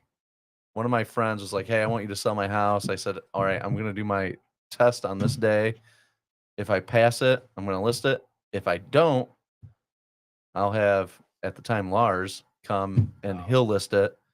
And I told Lars, I said, man, there's a lot of pressure here. Like, I need to pass this test. Like, if not, you're going to get it. And then I guess once I do pass my test, you can pay me back for my exams and classes. He said, that's a deal. So I passed the test, thank goodness, because that would have been First time? embarrassing. Yeah. Oh, good job. I called my friend. I was like, I'm on my way. I'll list your house. I had no idea what I was doing. 70%. What's that? Say right at that 70% line. Yeah. It was, I think it's 75 was passing. I don't even know what it was, but I passed. That's all that matters. That's all that matters, man. And Sad Yeah. I knew that. got that How did listing. you know that? I didn't have my first closing until September. Yeah. And then, which is pretty fast. I was pretty lucky on that. And then from there, I don't think I've ever had a month where I've had less than 2 closings. God, Nice. I don't So- know. Like, it sounds easy, but it's not. I mean, you got to be, like you said, you got to be a good people person. You have to really know how to talk to somebody and sell the house. You got to have grit, is what it comes down to. Oh, there's that word, James. Yeah. At least he's not a Detroit fan. No, I'm not. Yeah, I know. Detroit has ruined grit. Yeah, they have. But- yeah, It's the same thing over. I was a huge Jerry Rice fan. Yeah. And even like Michael Jordan, he practiced those chest passes Yeah. over and Yep. over again every day. And that's what real estate is. I know I'm going to make. I like your way you're thinking of that. yeah. Getting the greats that did it. Yeah, look at you. You make those phone calls. You go do door knocking, and you consistently do those things. Don't be over and over afraid to get denied. Yeah. Don't get afraid to say have the word no to you. You don't See, know. guys, Yeah. this is It is why true. I think It's true. if you're somewhat of an ugly guy and you were able to go to prom, you Why you should look- probably get into real estate. Why are you looking at That's- me when you say that? Damn. Well, I didn't even look. James is a good looking dude, man. I didn't even look at you, dude. I cut my eye a little bit, but I didn't even look directly Not at you. Him. Oh, wait a minute. Right. I walked in, I sized him up. I go, man, he didn't struggle going to prom. You should get a real estate job, Joe. Because it's like, you know, if you're afraid to be told no, as a young adolescent guy, you're gonna learn Oh yeah. to ask, and you know, that's I give the story of my wife. She did not want to date me, and I persisted. And this is before I was in sales, and suddenly we're married, and you know, Wait, she really 3 didn't want kids. to date you? Yeah, I asked You her. opened that door. We went on a date, and okay, guys, this is so crazy. We don't care. So- You have another hour. It's all right. yeah. So I'm curious now. You opened the door. yeah, so I've always had that hustle mentality, and I, you know, did a lot of side work and everything, masonry stuff. So I found on, I think it was Craigslist, this white van, like the Raper van, Oh no. you know, and it was, I think it was like $600. And I was like, man, this is a steal. And it didn't have any back seats. I went to Augie Pole and I found like, it was like a captain chair from a boat, and I mounted it like in the middle. So you had the driver's seat, the passenger seat, and then right in the middle, like another seat. Dude, that sounds awesome, actually. Yeah, so far. yeah, it was awesome. It was cool. That'd be kind of fun to sit in that. If we would have gotten an accident, because I don't think there's a seat belt. No. They're flying through that. window. Yeah, because they were elevated too. So, Oh, no. So how's this going with your wife? so, Wait a minute. Let him tell a story. I know. I'm curious now. so, one of my best friends, Bob Ruff, from Ruff Brothers. Oh yeah. Yeah. You guys should get those 3 I never boys thought on. about them. I They- never thought about them. They'll have you laughing. You Oh. can't believe anything they say. They're full of shit. You know, they're barbers, but But the Dude, we funny know thing is, it. they really are true. You go in, they used to ask you beer, burger, haircut. That's yeah, it. you're Yeah. gonna do. You're gonna get a beer, you're gonna get a burger, and you're gonna haircut. When I they- used to in the leave summertime. there with an okay haircut, but I was hammered. Yeah. And you know, I was there for like 6 hours Yeah. Wait, oh yeah. telling. No, they give great Yeah, haircuts. they give good haircuts. A lot of people go there. It's yeah, like the they're great. Sandman. So Bob Ruff was my roommate at the time, and we lived right above Kiwanis Park. Oh, okay. And he started his wife now, Sarah. Her cousin's my wife. So they're like, hey, it was Christmas time. Do you want to go to a party?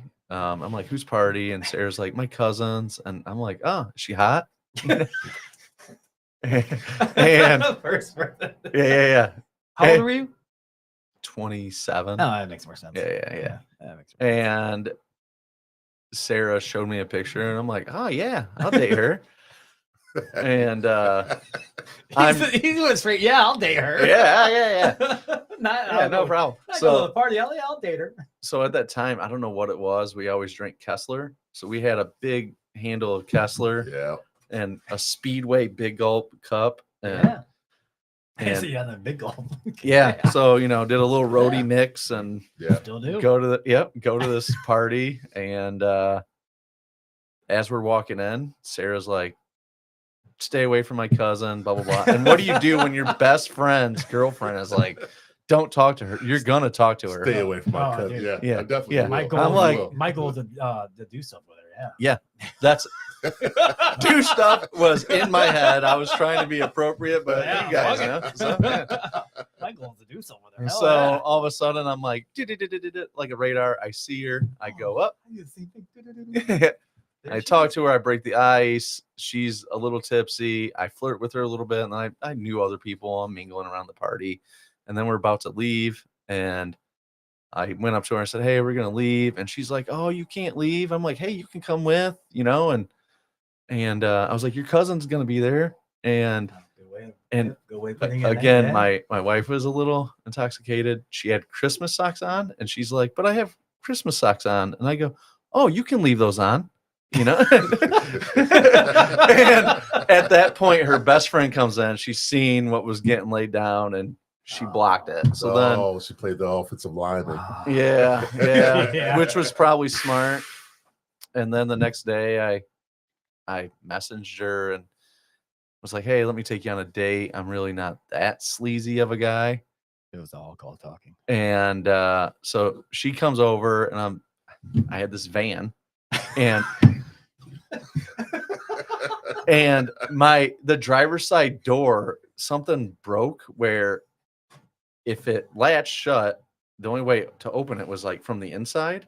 And I did not want her to like know this. So I had it like propped open. I opened her door, she got in. I could tell she was already weird. Like, what am I doing in this white What's this van? third seat right here? Yeah, what's this third seat? What's that third seat?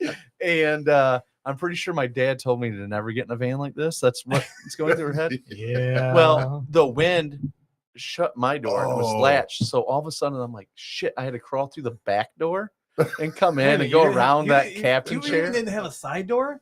No, No, that's this is- even worse. this is full on free This is- candy van. yeah, dude. Puppies and shit. Like, It is. You gotta go through the back door. so I could tell she was like, so then we went on a date, and I waited a couple days. I didn't want her to think I was, I was trying to play it a little hard to get, and she would blow me off. She was pretty nice to me. And then I sold the van and I got a different vehicle, and I was like, hey, I can pick you up not in my van. I got a fever arrow. We did another date, and it was the Super Bowl. That's Bob and Sarah decided we were going to have a Super Bowl party. It was the Super Bowl where the power went out. Oh yeah, yeah. Oh yeah. Was it the Ravens and Yeah. 49ers? Yeah, it Yeah. was. Yeah. Yeah. So I worked at the water plant at the time, and it was a swing shift. So I just got done doing a 30 days of 11 lot of p.m. to 7 a.m. And so I was pretty tired. I'm grilling, and I made my drinks a little too strong while I was like cooking for the Super Bowl. So I had a pretty good buzz going on. And then the power went out, and we're like, oh, the Super Bowl. And we decided to drink Four Locos. Bobby and I yeah. did. Yeah. And It wasn't the smart thing, huh? No. has Four Loco ever been the smart thing? Never. No. It's like, yeah, let's go do shots of Fireball. You're never gonna like that. That was a smart decision, Like Four Loco, definitely not a smart No. decision. So Yeah, I got that's- drunk, fell off the couch, and In front of her? yes, Oh yes. and at that point, I knew she's never gonna date me Did you again. have Christmas socks on? No, she did not. No, you. That's what I would have Oh, worn. I Christmas should've. socks. That would have been so See, smart. I would have had Christmas socks on if I knew. she See, was he's coming got over. Riz. See, I would have worn Christmas Christmas socks if I socks knew on. she was coming on. If she was coming over, I would have Christmas socks. I got Christmas socks on now too. Yeah, see that. Yeah, sorry, that's That would have worked out perfect. Yeah, That's yeah. just me though. That's in hindsight, though. But you fell off the couch. Fell off the couch, and I could tell at that moment she's like, "This guy's a loser," and Or you're just drunk. yeah, and God, so then give I yourself mean, hope. we went on a couple more dates. It was going At least you nowhere. got a date with you after you fell off the couch. Yeah, See? and then I like dated some poor girl that I didn't really want to date, just to try to make her jealous, kind of a thing. Smart. Oh, Yeah, I see where you're going. Yeah, Yeah, I I see where you're going with that. feel like a loser, No, like, but you still it's kinda- smart. You're trying to so if Push it women are hard. listening right now, that guy's push an it hard. asshole. You're trying to push it hard. You're trying to push it hard. Wait a Yeah. minute. You didn't Yeah. like me? Yeah. And then somehow after many times we started dating, and then we got married. So I don't know who the real winner is. No, I'm joking. Persistence. Yeah. Persistence, and that's Yeah. sales. Yeah. That's how it all works out in sales. You gotta. Gotta have be hope. persistent. Hope and faith. Don't give up. You may not want to sell now, but when you are ready to sell, You'll I don't. Think, yeah, yeah. You'll think of me. Yeah, and it's building relationships. That's Just actually that's kind of cool. You can even use that in the sales pitch and everything else. But the funny thing is, you didn't give up on her. You went back to her after you went on that cheesy date with the other. yeah, just to lady. try to make. Yeah, but you went back to her, and she said yes because she must like something in you and wanted something with you to go on from that. Yeah, or I just annoyed the shit out of her and wore her out. Yeah. Oh wow. No, I'm joking. I was being nice. I was being nice about it, but it's all right. I was going with it. Yeah. So to go back on, actually, I have a question about your wife. So your wife does work. What does she do now? She's also a broker. Is she also a broker now? Yeah. So Well, how did she leave the bank? You said she worked at the bank at the time. yeah, I knocked her up 2 times within. She had 2 babies at age 31, and You gotta be a broker now. yeah. And it was like If I can pass it, you could pass it. You've been on you just got back to work on maternity leave and now you're pregnant again, and I was like, we have 2. What other place could do that for you? Yeah, we're gonna have 2 kids in diapers. Like, why don't you just stay home?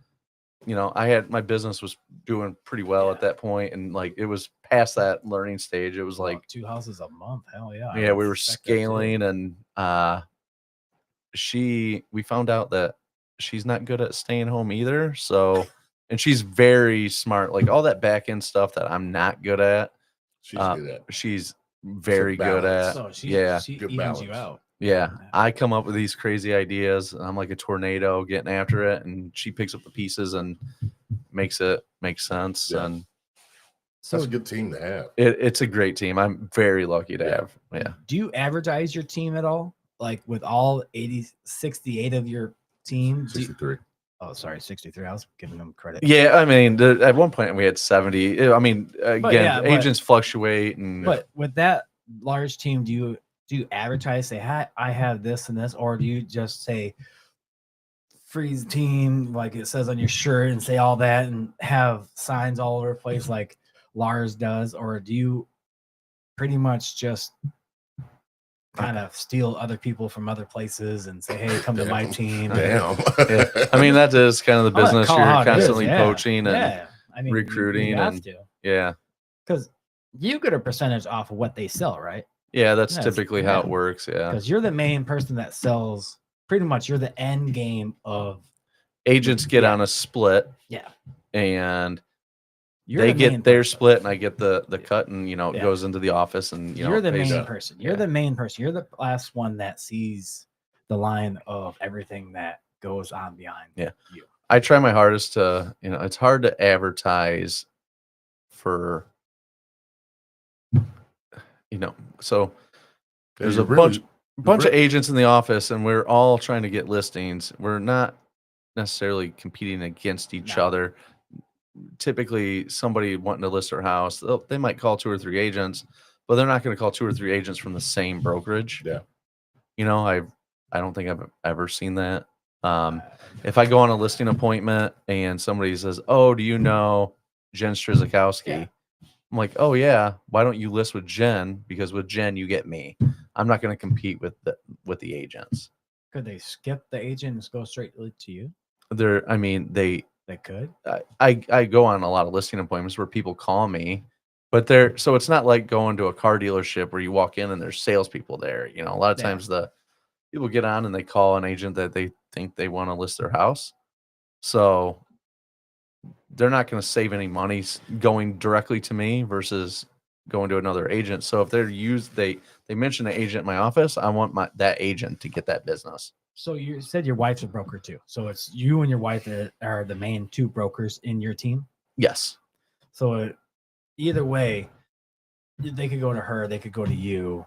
So your team is split up right down the middle.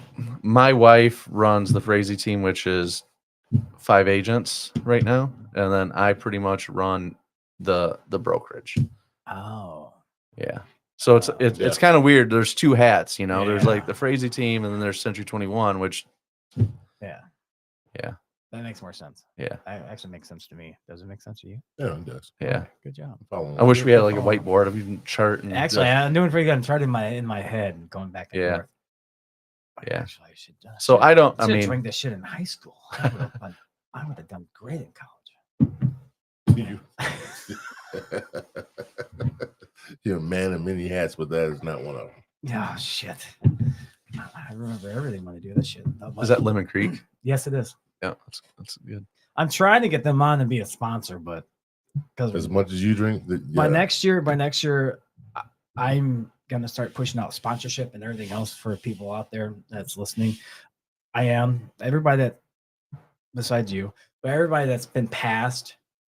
I'm going to approach and say, hey, I've done this and this and this. Do you want to be a sponsor or whatever? You can say yes or no to it, but I'm going to start pushing more sponsorship because our goal is to brand this out even more like you do. Mhm. You want to brand your stuff out more. Yeah, we want to be regional before Next year. next year. Oh, We My goal. break it out a little further, just because we're in Berrien County alone. Yep. I'm we pushing put out. branch out a little I'm further. pushing out more this year just because of the couple of people that we do have. I mean, I had a couple of people from Niles, South Bend area, Yep. South Haven more Yeah. now. This Yeah. coming up soon. Yeah. Cass, we've had someone from like These Nuts Donuts or from Sister Lakes. Oh yeah. Dude, they're from not. We haven't been out there yet. Yeah, but we got to go get some donuts yeah, from that place. we eventually need to. Yeah. But yeah, people like that, we've been venturing out more. Yeah. But my goal is to now get sponsorship. So maybe we can get out of here or get paid for what we do. Yeah. Or if these mics do run out and we have to buy a new. These are guaranteed, though. I got a warranty. These on are them. nice mics. You Got a really, warranty on you really didn't have to say that after I said that. But look, the mics do go out and say, No, I got hey, that part of that. I got that part Yeah. of this business. But Yeah. still, Take care of the technical he stuff. takes care of technical, but we don't want to pay out of hand for what we have to fix. We rather have a sponsor say, hey, yeah, we'd like to donate that much for you to have that. And went, well, yeah, okay, Yeah. sweet. Now we're advertised for you. Yeah. That's So, it's awesome. I love that you guys have goals. Goals Yeah. are important. Oh, we and, do. oh, yeah. and that sets the roadmap for where, work it backwards. And Well, my goal is huge, larger than his. This was his pipe dream, but my reality is make this a main brand so he could leave his job. Yeah, I know. Yeah. My I goal is to make him leave Just like his you job, did. I mean, make yeah. it leave his job bartending and doing this full time. yeah, Yeah, that's that's That's the not goal. my That's the dream, goal. but that's my dream for him. You want to do the same thing. Well, shit, if I lost my job tomorrow, I would still do this in a heartbeat. and I'm saying sell you- small hard. problems are fixed by big dreams. Yeah. Yeah. And So I've laid this out since 2020. What I want to do with this, just alone, it's a big dream, Mhm. but I'm still following that goal. Yeah. I'm still following the things I want to do. And he's helped me along the way so much just by getting people in here. Yeah. Because I'm like meeting you for the first time. I mean, I don't know how you guys know each other. We golf together. See that? Back, But last just year. meeting you for the first time, I would have never known. You know what right. I mean, he knows the people to talk to. Yeah. And he's outgoing. He's very Yeah. outgoing when it comes Yeah. to talking to people. I talk to people. No, I'm not. No, I'm not. You're not outgoing? No, I'm not going. Oh. Yeah. Whatever. Anyway. But for me, it's more, I'd rather be more on the technical side. I mean, finance the place, make sure we get this place is still here for us to do this. Technically, he's the introvert. He likes to stay home and I'm glad you said it right this I time. know. I had thought in my head at saying this right too. I'm glad I you said did. it right this time. He's more the introvert. I'm more extrovert. I rather be in the middle of the crowd or being in front of the crowd, knowing what's going on. He's in the back of the crowd or just sitting back and just watching people jump off the fucking cliff. I do a lot of research and how can we make this better? Yeah. What can we do to I don't know, just make it more, make it sound good, make it look great, and the aesthetics part of it. Yeah. You And you're doing great. Yeah, A gas and a break. Everybody. That's like It's a actually balance. just like for selling houses. You need someone like you that's in the top of the chart, selling houses, knowing what to do, and telling the people below you how to do it, and giving them the gas to build their way up to be where you're at now. Take 3 things that you're good at and focus on those 3 things, and then delegate the other things out. That's My good at. And our next big venture is to get somebody behind the scenes to do all the camera work for us. We keep having somebody, but they keep failing. No, not necessarily failing, but the last 2, yes. But the Screw it. one particular guy we had behind there, he had to leave because of family thing. Yeah. So Yeah, but we really do miss him. it's he had everything going well for us. Yeah. The camera angles, we have different camera angles and stuff like that. Getting online, getting the promotions going and stuff like that. So it was great, but we still need to find that next person to step up to the push. Like, Have you guys thought about like producing other podcasters and charging them like mic fees or Yes, anything? we have. Actually, We we talked have. about that. Yeah. Well, we had talked to a couple of people that wanted to do it, but they're afraid to get behind the mic. Okay. It's more So on that's- them. We were gonna let them use the studio, let them use everything, and one of us be behind there time to time and just charging them stuff like that. So So I could run the crap out of that. Yeah. I know exactly what to do behind there. Yeah. I have to teach Joe how to do it, but yeah, he has to teach me Yeah, again so- how to do it, but yeah, I could do it. Well, after this, let's talk because Yeah. I've been wanting to do something like that with Huh? like oh yeah, real estate coaching or oh yeah, business mind definitely. entrepreneurship type Yeah. stuff and Yeah, Yeah. grow. Oh, yeah. yeah. I might be your first client. Never All know. right. We'll see what we'll talk. Yeah, Definitely, yeah. we'll definitely talk. So actually, I just thought of another question I could ask you. So I'm gonna use Tommy as an example. Who? Tommy. Okay. Yeah. So Tommy is a great salesman. Yeah. Just like his dad. And he's good looking. Does that, I will say that. Does that really matter? I'll skip my question. Does that really matter though? Does looks really matter how to sell a house? Ooh, wow. No, You I mean paused. it doesn't hurt. Does it help? If like, okay, Tommy's a perfect example. Yeah. You know, you can tell he takes care of himself and he has pride. You know, Yeah. he doesn't look sloppy, Yeah. anything like that. Exactly. He And- acts like his dad. And he's a knowledgeable guy. He knows real estate, and I think that helps. Yeah, So, yeah, you know, it does help. So here's my question. now I think it can hinder people too. If you're good looking, you're not necessarily having to go and break the like me. Like I said, I had to go and convince girls that I was decent looking and charming with my Don't drive that van. funny jokes. Yeah. Don't drive You know, that there's one guy who was like, "What makes you think you can sell my house?" I go, would you agree? I'm short, fat, and ugly." And he's like, he goes, Damn. "Yeah." And I go, "Dude, I have 3 kids." van. And I have a hot wife. Yeah. So there you go. See, that's all you gotta say. I got this dime piece. Yeah. I So, always tell people that. you know, I had a hot wife. So I think and luckily Tom isn't that way. He knows how to approach people and talk. So So I'm gonna use him still as an example. Yeah. Does it help for knowing who you are in the town, like a Lars, like a Fry, like who else do we know sells houses that's well known? Oh, yeah, him. But no, they used to works at the sandbar time to time. Tall. Oh no, she's not well known. But everybody knows who she is. Cause I'm just using this example. Yeah, I know. So what's her name? Kendra. Kendra. So using like a Kendra, She's still fresh in the business. but I know someone that's Kendra. yeah, Yeah. someone With that's Coldwell Banker. Yeah. Yeah. someone that's well known in the area for what they've done, who they are, or who their dad is, or whatever. Does that really help in the area of who you are? Because Lars is well known because of high school days, college days, and everything else he's done around here. Everybody knows Tommy because of him and his dad, and Kendra because of she worked at the bar. I mean, no offense, she does. People know her because of what she. And worked at she's the bar. nice. She's a nice person. Yeah, She's she's nice- very she is a nice nice person. person. Very Yeah. nice person. But if you don't know somebody in the area, coming off as like James, or not James, can't use James as an They example. can't use me in this Can't one. use it Good as- job, Joe. Can't use myself. Fuck. Yep. Good job. Someone like a common person that wants to sell houses, that's new to the area, that's never sold in this area at all. They sold down in another state, got the realtor license. Is it harder for them to sell houses around here? So in theory, yes. But here's the thing, like when you have a gifted athlete, you know, it's the elevator, you know, they get to the top fairly easy, but they crumble fairly easy. Now, Lars didn't. He has good work ethics. Tom has good work ethics. They're putting the time and energy in and doing the things. So they're not, you know, Michael Jordan, obviously talented. He kept working. Oh yeah. You know, but you have other greats, you know, like we were just talking before the show, Johnny Manziel. Yeah. Yeah. Very talented, but he crumbled Crumbling. because he took the elevator. Yeah. He didn't take the stairs.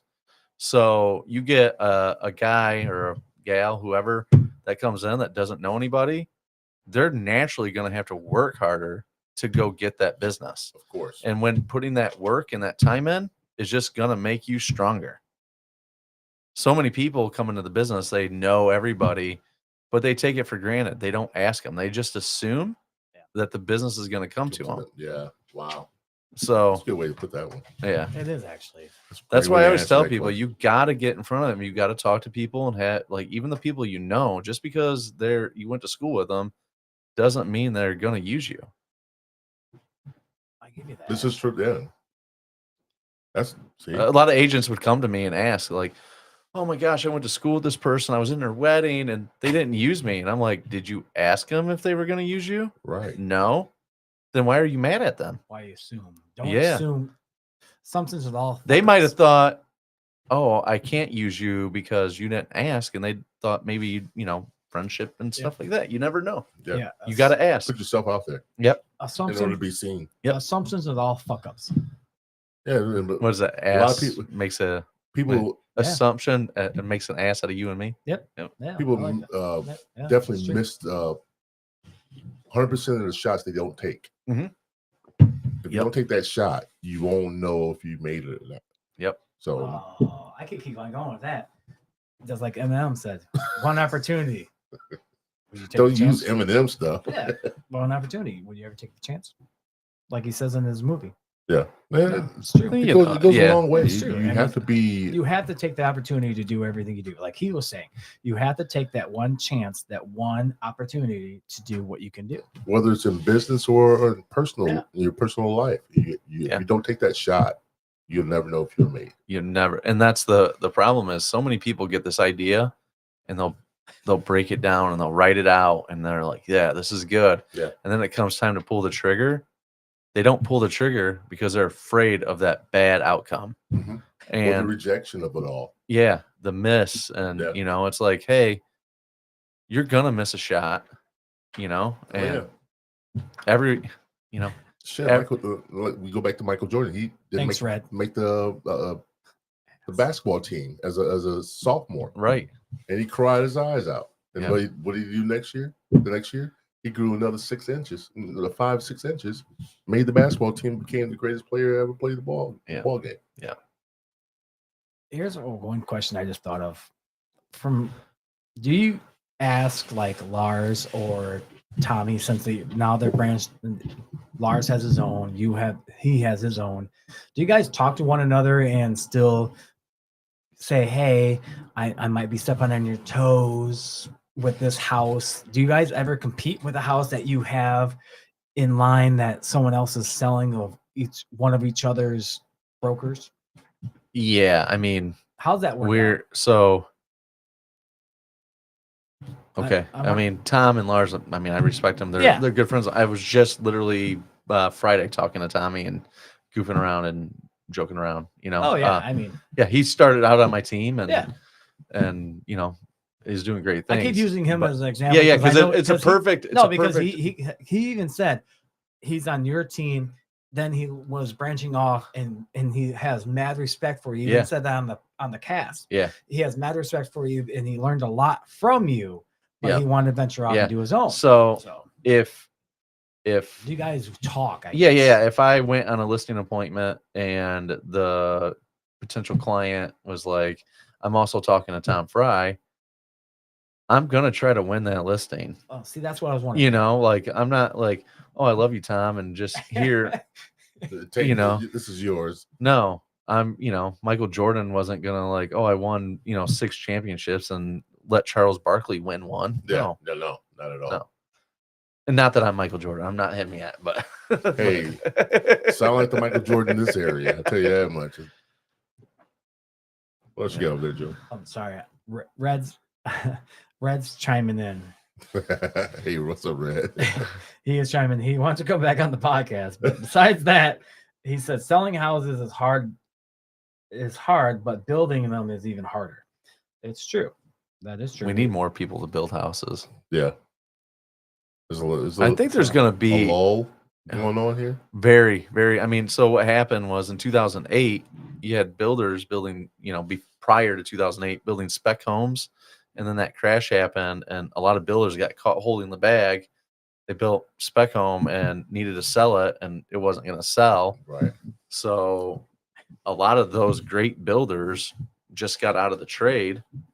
And you know, when's the last time you've heard kids going into trades? I mean, I think there's a little bit of a push for that, and that pendulum's swinging. Yeah. So I think in the next 10, 15 years, those kids that graduated last year and this year that are going into the trades are going to learn, and they could start building. So, you know, I'm optimistic that we're going to start seeing some building and things happening. There's a lot of that going around now. There's not enough people in the trade industry, like carpenters, construction workers, and things of that nature. It's, I don't know, is it falling off, or is it just something that's not desired to do anymore? Or? Yeah, like I said, I think that a lot of the good tradesmen, they got out in 2008 and they got other jobs and other things going on, and even the builders that went into just remodeling, you know, they're slowly, I'm seeing a little bit of spec homes going up, but I think they're still a little gun shy. And the other part of 2008 was, I mean, there were houses. I bought one in St. Joe above Kiwanis Park for $30,000. You know, and that was very, I mean, even then that was cheap, but there was big companies and a lot of investors buying up those houses and renting them out $600-700 a month, and now they're getting $2,500 a month. So those homes, which, you know, typically people 5 to 7 years are selling on average. That's Berrien County's average. Well, you're talking to the guy that lives on Lions Park. I've seen houses down there that pretty much went from renting, then they sold it for small potatoes back in the day, and when my dad bought his. Yep. And then now they're selling them for $500,000 just on the street side. The house next door to me, or 2 houses down from me, sold for $800,000. That's a beachfront. The houses across are selling for $1.2 million just on the house. Yeah. So, and now they're getting bought up from places from like South Haven Cottages community, where they're coming in and renting the houses out all the way from South Haven down to here because they want more property along the lakefront. Yep. So you have all these companies that bought up houses and investors in 2008, and builders got out. It's like the perfect storm of a housing shortage. Yeah. So we need people to build houses, and we need, you know, some of these landlords to start selling off these houses, but they're making so much money on them just by renting them out. Yeah, just renting them out. So does that cause a problem for the people that try to sell houses? Okay, in 2008, you know, these aren't actual numbers, but this is just the analogy of it. There were 5,000 sellers and 4 buyers. Now we're at the issue where we have 4 sellers and 5,000 buyers. So, you know, it's, the prices are still high and they're creeping up. That the higher interest rates have kind of stopped that price going up. You know, we had a 35% price increase from 2020 to 2022. Damn. You know, that's huge. Damn. Because interest rates were 2.5%, 3%. So your buying power was way high, and COVID shut everything down. We weren't even allowed to put signs in the yard. We couldn't take pictures or anything. So once we got opened up in like May of 2020, we started putting listings on, and there's a bottleneck of all these buyers wanting to get it. So on average, we'd have 10 buyers putting 10 offers on per house, and only one person can get an offer accepted. So it was kind of wild times. So were they paying over? I mean, oh yeah, I've sold a house 120,000 over asking. Really? Yeah. So far, I asked every single person that came on that I bring on that sold houses before, what's the highest price you ever sold? So 1.6. I have a 3 million under contract right now, and I have a 1.8 under contract also. This is like I've never 3 mil. Yeah, 3 mil for a house. No, it's a commercial building. Oh, commercial building. Yeah. I meant for a house. Just house. Yeah, house. 1 0.2. 1.2. Damn. Yeah. Is that on Long Lake? Yeah. Damn. That was a steal. Back then it was like, He said it was a steal. yeah, I mean, Yeah. looking forward. I'm, at my average price point's about 300. I'm not, considered a luxury. And I've never really looked at the price points of things. I've always looked at the transaction. If you want to buy a $5,000 vacant lot, I want to help you. If you Can I ask, out of that 1.3 mil, what was your percentage? Can you answer that? 2.5%. 2.5%? Yeah. Only You do the math. still a pretty good percentage. Yeah. Yeah. I mean, there's expenses and stuff that but go it's in. still a And, pretty good percentage. and again, you don't get a paycheck every week. No. Oh no. That Yeah, like you said, the house, you don't get anything from it until the house is completely finalized and sold. Yep. So you don't get anything. If it takes longer than that 30 days, you still don't get paid until the house is physically done. I always tell sellers, I don't get my check until you get your check. Yep. So you're in the same boat they are. Yep. That Yeah. is, Yeah. And I've got money, advertising and, I have professional photographers for you, and yeah. stuff like that. And Oh, marketing and just to go back to 2020 COVID shutdown. Yep. Was it discouraging for average house buyers to go and buy houses when you had that bottleneck of 10 people wanted to buy one house and they could all put a bid on that house, but everybody's overbidding everybody? Yeah, you had to set expectations. Yeah. Like, hey, listen, here's the stats. And fortunate enough, I'm in a big enough office, I can watch all the stats and know. And on average, it was 10 offers to get one accepted. So if you were working with me in 2020, Mhm.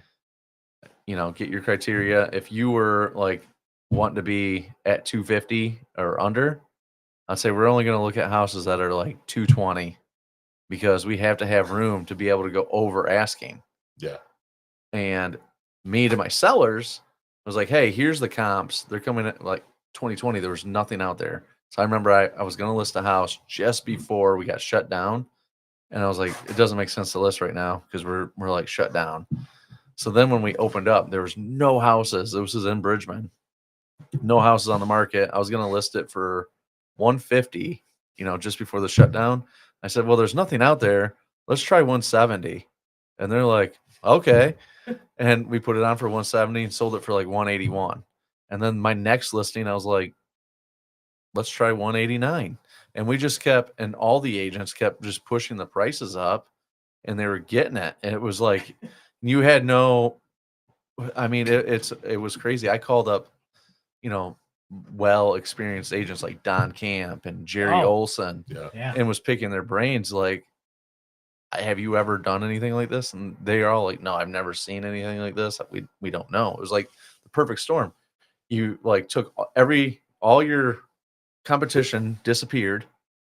And then, so you go to list a house and you use what's out there and what's sold as your data to come up with a price. Well, there's no data. So you're like, I should have listed it here, but supply and demand, we're going to list it higher. Yeah. And so it was fun being a listing agent. It took away a lot of skills of negotiating because it was just like, hey, I'll go over all the offers with you and I'll tell you which one is the best terms. So wait a minute. There's somebody out there that just picks a number for the house. So typically what we do, we look at comps. We look at the past sales. Like I don't go back further than a year and you see what's sold compared to your, the same type of homes comparables.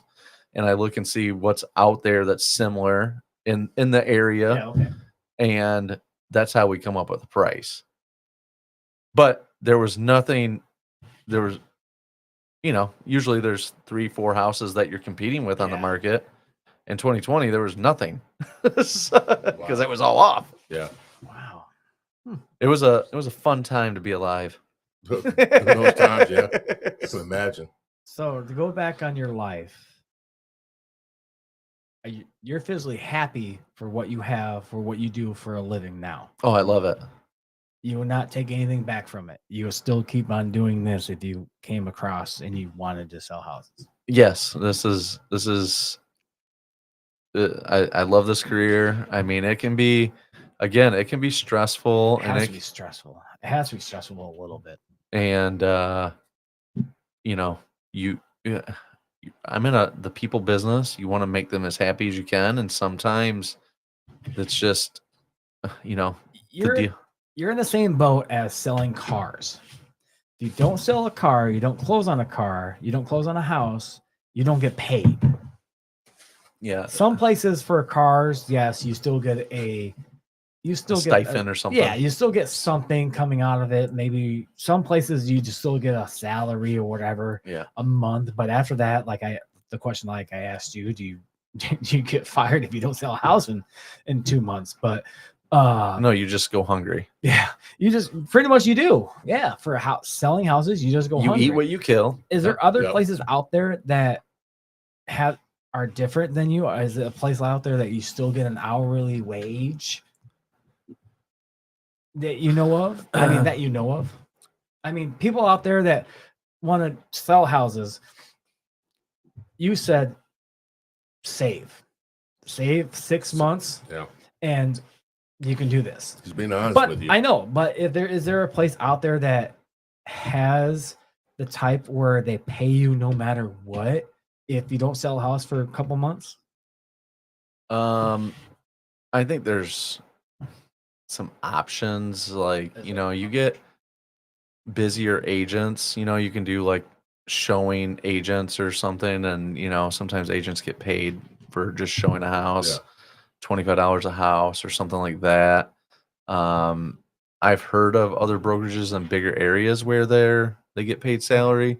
There's like rental management options, those kind of things. A lot of agents have little side gigs, Yeah, I mean, but here's the thing I always tell agents: when you say yes to something, you're saying no to something else.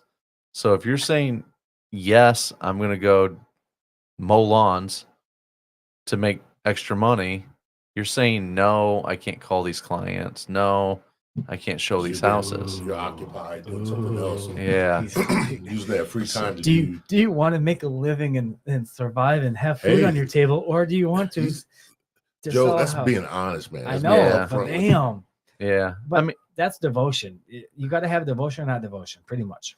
Keeping it Pretty honest much. with you, man. If you can't keep it honest with your employees, who Yeah. can you keep it honest with? You know what I mean? I know. I like how he's saying it, but man, that's You're not tough doing times. doing the things that you need to be doing It's to gotta be get tough though.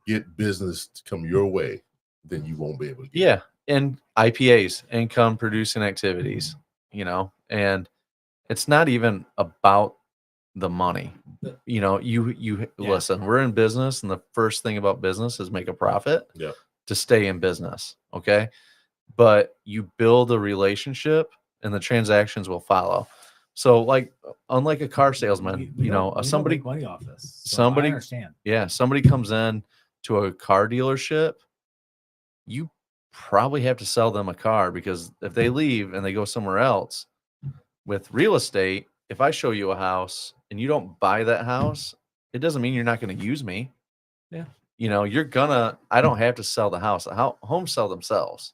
Yeah, pretty much. It I have to give you the trust that I'm going to help you make the right decision, because a lot of times buyers, they get the blinders on and they see the shiny object and they get super excited, and it's like, hey, here's I have no emotions in this house. Here's what I see, what's wrong with it. The one down the road has a more opportunity and you're going to save more money. Yeah. Sometimes the best deals I made were the ones I didn't make, because I built trust, and I'm getting referrals from the person. And do I have time for one more question? Go ahead. I was going to throw one in too. Go ahead. Okay, sweet. You go first. Oh, you go ahead. Okay. You're the last one to finish it off. Oh, damn. Once again, you did that on purpose. So my last question is, you don't have to say any names, but what's the most housing for one person to sell in? I mean, once you sell the house, they sold the house, but they didn't finalize until a month later. How many houses has anybody ever sold in 1 month? Just one person. One person. in my office, like Yeah, just in your office. one single person in a month, man, I've seen like 12. 12 And I've in seen a month? I've seen 13. Hard I work. remember when I first started, I mean, I'm a hustle, baby. yeah, I was focused. I seen an opportunity of what my vision was. I was like trying to work as a bricklayer and doing all the things. I seen that tunnel in real estate. Like, oh, here it is. And it just all clicked to me. And it was like building relationships, I remember one time I had 8 closings. I sat at First American and I ordered pizza for everybody because it was like, that's all I did. I sat there all day and had, 7, 8 closings in one day. And someone beat you and it sold 13. And yeah, in a month. I'm going to look that up. In February. I know the one stat I really like Damn. because we give an award for the lowest sale of the month too. And, like the most closings in a month and the most the highest sale and the lowest sale. And a little guy. A little trophy for the ones that didn't win. And an agent sold a $1,200 lot. And I'm like, that's bragging rights, man. I would still for the price they probably got it for, I'd be bragging rights. Yeah. I did a $5,000 house and I was like, this is sweet. And he got it at $1,200. I'm like, man, that's hell. My thing is 13 houses in 1 month. Yeah, that's why I was kind of curious. That's hustling right there. Yeah, Bro. I know. Yeah. Hustling mentality. I'm a hustler, baby. To do those kind of transactions, once you start getting over like 20 transactions in a year, you have to be systematic and you have to be detailed. Yeah. But look at that paycheck in 1 month after that. Well, see, that's the other problem with real estate too, and why so many agents fail. They'll get a month where they don't make anything. Yeah. They make like a lot of people's 1 year salary, and then they go to Bahamas and they buy a car and they forget they have to pay taxes. Oh, I forgot about those damn taxes. Yeah. And suddenly it's like, should have went to. I'm like, Kansas why are you instead getting of a side job? And they're like, well, I got to pay my tax debt and da. I'm like, oh my gosh. Like, see, I would remember all that. I'll put that off to the side. See, I would put it off to the side, but I wouldn't. If I see that paycheck and I would make more than a year, I don't think I would spend it like I that. wouldn't either. Knowing that the business that you're in could be a couple of months before you make another sale. And well, you have to be frugal with your money because you do. Nothing's guaranteed. Yeah. Still, but that one paycheck for that 13 months, wow. And then that's awesome. And then you have to keep hunting for the next deal. Like what you do today pays you 6 months from now. So if you stop working for a week, 6 months from now, you're gonna be like, shit, what happened? And your job scenario. You have to be. If you always do what you always done, you always get what you always got. That's a good way to put it. So very good way to put that. What's your one question? My one question: when you left, was it Rebacks? Yep. When you left that, got your own spot. What was your first initial thought? Wow, that's a good question. Actually. I didn't think about that one. So there was a lot of thought of do we do that? Shit. Do we not? My wife was leaning like we got to, why rock the boat? And me, I just wanted to see like it's always like what's next, like I've done this, like I've got this going. Can I be a good broker? And I needed that challenge. And we dove in and, the honeymoon stage was very short. Like it was a celebration. I signed the papers, and then it was like, all right, open up the door. And I was like, literally I told myself I got to grow this fucker. Yeah. And did just that. And I got to see if people trust me and I got to make sure I'm giving them what they're signing up for. And, there's been a lot of learning, look back on things and studying the game film and like, I should have done it this way. And, it's like Tom Fry, I gave him a call. I was like, here's my playbook and, he's doing great. And, and it's someday I'm hoping he can shoot me some advice on how to do my hair. And that's true. He always has good hair. Yeah, that's true about him. All right. All right, guys, we're coming down to the last seconds of the Third Eye Truth Theorem podcast, episode 130. Listen, guys, this was a good podcast. I enjoyed it. I had a blast. I'm I glad had you guys fun had doing me it. out here. We're going to go around. We're going to do a last call. What we do is on the last call, you do shout outs to anybody you want to, anything that's coming up in your immediate life that's important to you. You could shout that out as well. And we'll pass around to Joe and go myself at the end. Okay. So Always at the end. anything I have coming up? Oh, Yeah. anything that's going on? I mean, In your life or You- showing or anything that you want to post out there that is your last final thought. necessarily saying, hey, I'm gonna give this all to my wife or blah blah, things of that Yeah. nature. Yeah. Well, I do want to. My wife's probably going to kill me for telling That story. the That's story. why I liked it. And she hates when I tell, everybody we have kids 10 months apart. And, Why? well, she says it slut shames her. She might not like that part. Oh no. She might not like that part, but Oh, okay. no. I always tell people, I told her no. I told her no. She never pushed the double stroller. I had to push it. So, nah, I love her. She's great. Honestly, She was her backbone. Yeah. the success is all on her. All the agents in the office, our admin, they're underappreciated. I think they're kind of nobody really thinks about them. Chris Hamilton and Katie Schmidt, they really keep everything going, keep the agents in line, and make sure everything's good. So I always appreciate them, and obviously you guys for having me out here and let me tell my stories and Hey, at man. least pretending to laugh at some of my jokes. No, So- a lot of that was funny, man. A lot of Oh, that yeah. genuine laughs. Go ahead, Joe. I'm still thinking how I want to end this. All right. So for you, I've only known you for about a year and a half, at least that. But it was awesome that first year that I did meet you and did golf with you and everything else. It was cool to golf with you. But it's nice to know more now, more about you and what I've heard from other people that that we know together and stuff like that. It's awesome. But hearing your story behind that and then the background of the cancer and everything else isn't awesome that you achieved, you approved, and you gained everything that you gained from the past. You are now a man that is well known in the area. You are up there selling houses as a team in yours. I'm going to say it 68 people, but I know, but you're 68 people because there's always more to come to your team.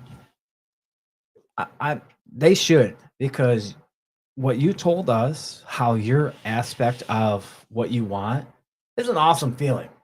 Dude, I would love to sell houses under your team. Come on over. Yeah, Joe. I wouldn't pass them. I wouldn't get the 70%. Sorry. It would take 75. it would take a couple times for myself. Thank you. But for me, I could easily probably sell a house to anybody because everyone always tells me I can sell ice to an Eskimo because I would just say, here's color to it. I just peed on it. But Jeez, Joe. but my eyes, I could always do anything in my life, just like you say. You push your goal, you push it and push it, you will succeed to what you want. For that, you keep on thriving your goal. Sky's the limit. Appreciate it. Thank you. And I'm glad you didn't tell anybody how bad of a golfer I am. No, I didn't. He tells them how bad I am. Yes, all I the did. time. All the time. We should all go out. You'll feel better about your game. You'll feel better about your game. I'm telling you. No, you still feel better about your game. I'm telling you, you'll feel much better about your game. All right, Josh, appreciate it, man. Your drive and the immediate impact that you have on your employees says a lot about you. Appreciate that. I appreciate your drive. I mean, I love the get up and go and just to be able to thrive under pressure. The cancer thing, dude, you went through that, you got through it, you moved on to better things. My thing is here right now. I wish people had more of a drive than you have, and to make this whole area much better. And just, I know your daughter's looking at you the same way. She does the same. She's picking up the things that you put out there. And that was a good story. I love that story. She just like asks a question, like your hair, give them a compliment, and then ask questions after that. Perfect. For your future, man, like Joe says, sky's the limit, dude. Appreciate it. Oh yeah. You gotta go on, man. Keep on doing what you're doing, and the rest is up to you, man. Thank you. The Appreciate rest it. is up to you. Your last comment on this right here. Actually, Brady said, "Damn it, I forgot he was on here tonight." Who's that? Brady. Oh. And he said, "Fair enough of him, anyways." All right, who's on next? On Wednesday. Wednesday night is Baroda Tap. All right. TJ's Baroda Tap and Grill, also out there They're in Waterville. Hopefully, Their food is so good. Hopefully, It bring is. some food for us. I haven't asked yet. You should. Have you ever had their hot dog out in Waterville? No. Yes. Oh my gosh. I don't even know where they get it. It's like 3 foot long. Yeah, it's a foot by the. You get a foot and a half. I'll get a foot and a half. I'm not asking for anything. Damn it. I'm No. asking for a T-shirt. But all right. Anyway. All right, guys. He That'll doesn't be. cook the food. What? He doesn't cook the food. He owns it. Well, he can get some food for us. All right. Anyway, you don't have to. You don't have to. You don't have to. Anyway, guys, thanks for watching the Third Eye Truth Theorem podcast. Is episode 130. I am James Gill, your host. Joe Hill with his corporate casual gear, and our guest Josh Frazee. Frazee. I'm sorry. Oh, you're good. I said Frazzle. I'm listening to you. I've been You said called it. worse, man. Yeah. All right. We appreciate you for joining us, guys. Thank you so much. Like I said, once again, if you're watching on YouTube, please like, subscribe, hit the bell notification button for more content every Monday and Wednesday night at 8 p.m. Love you guys. Thanks for joining us. We're getting out of here. All right.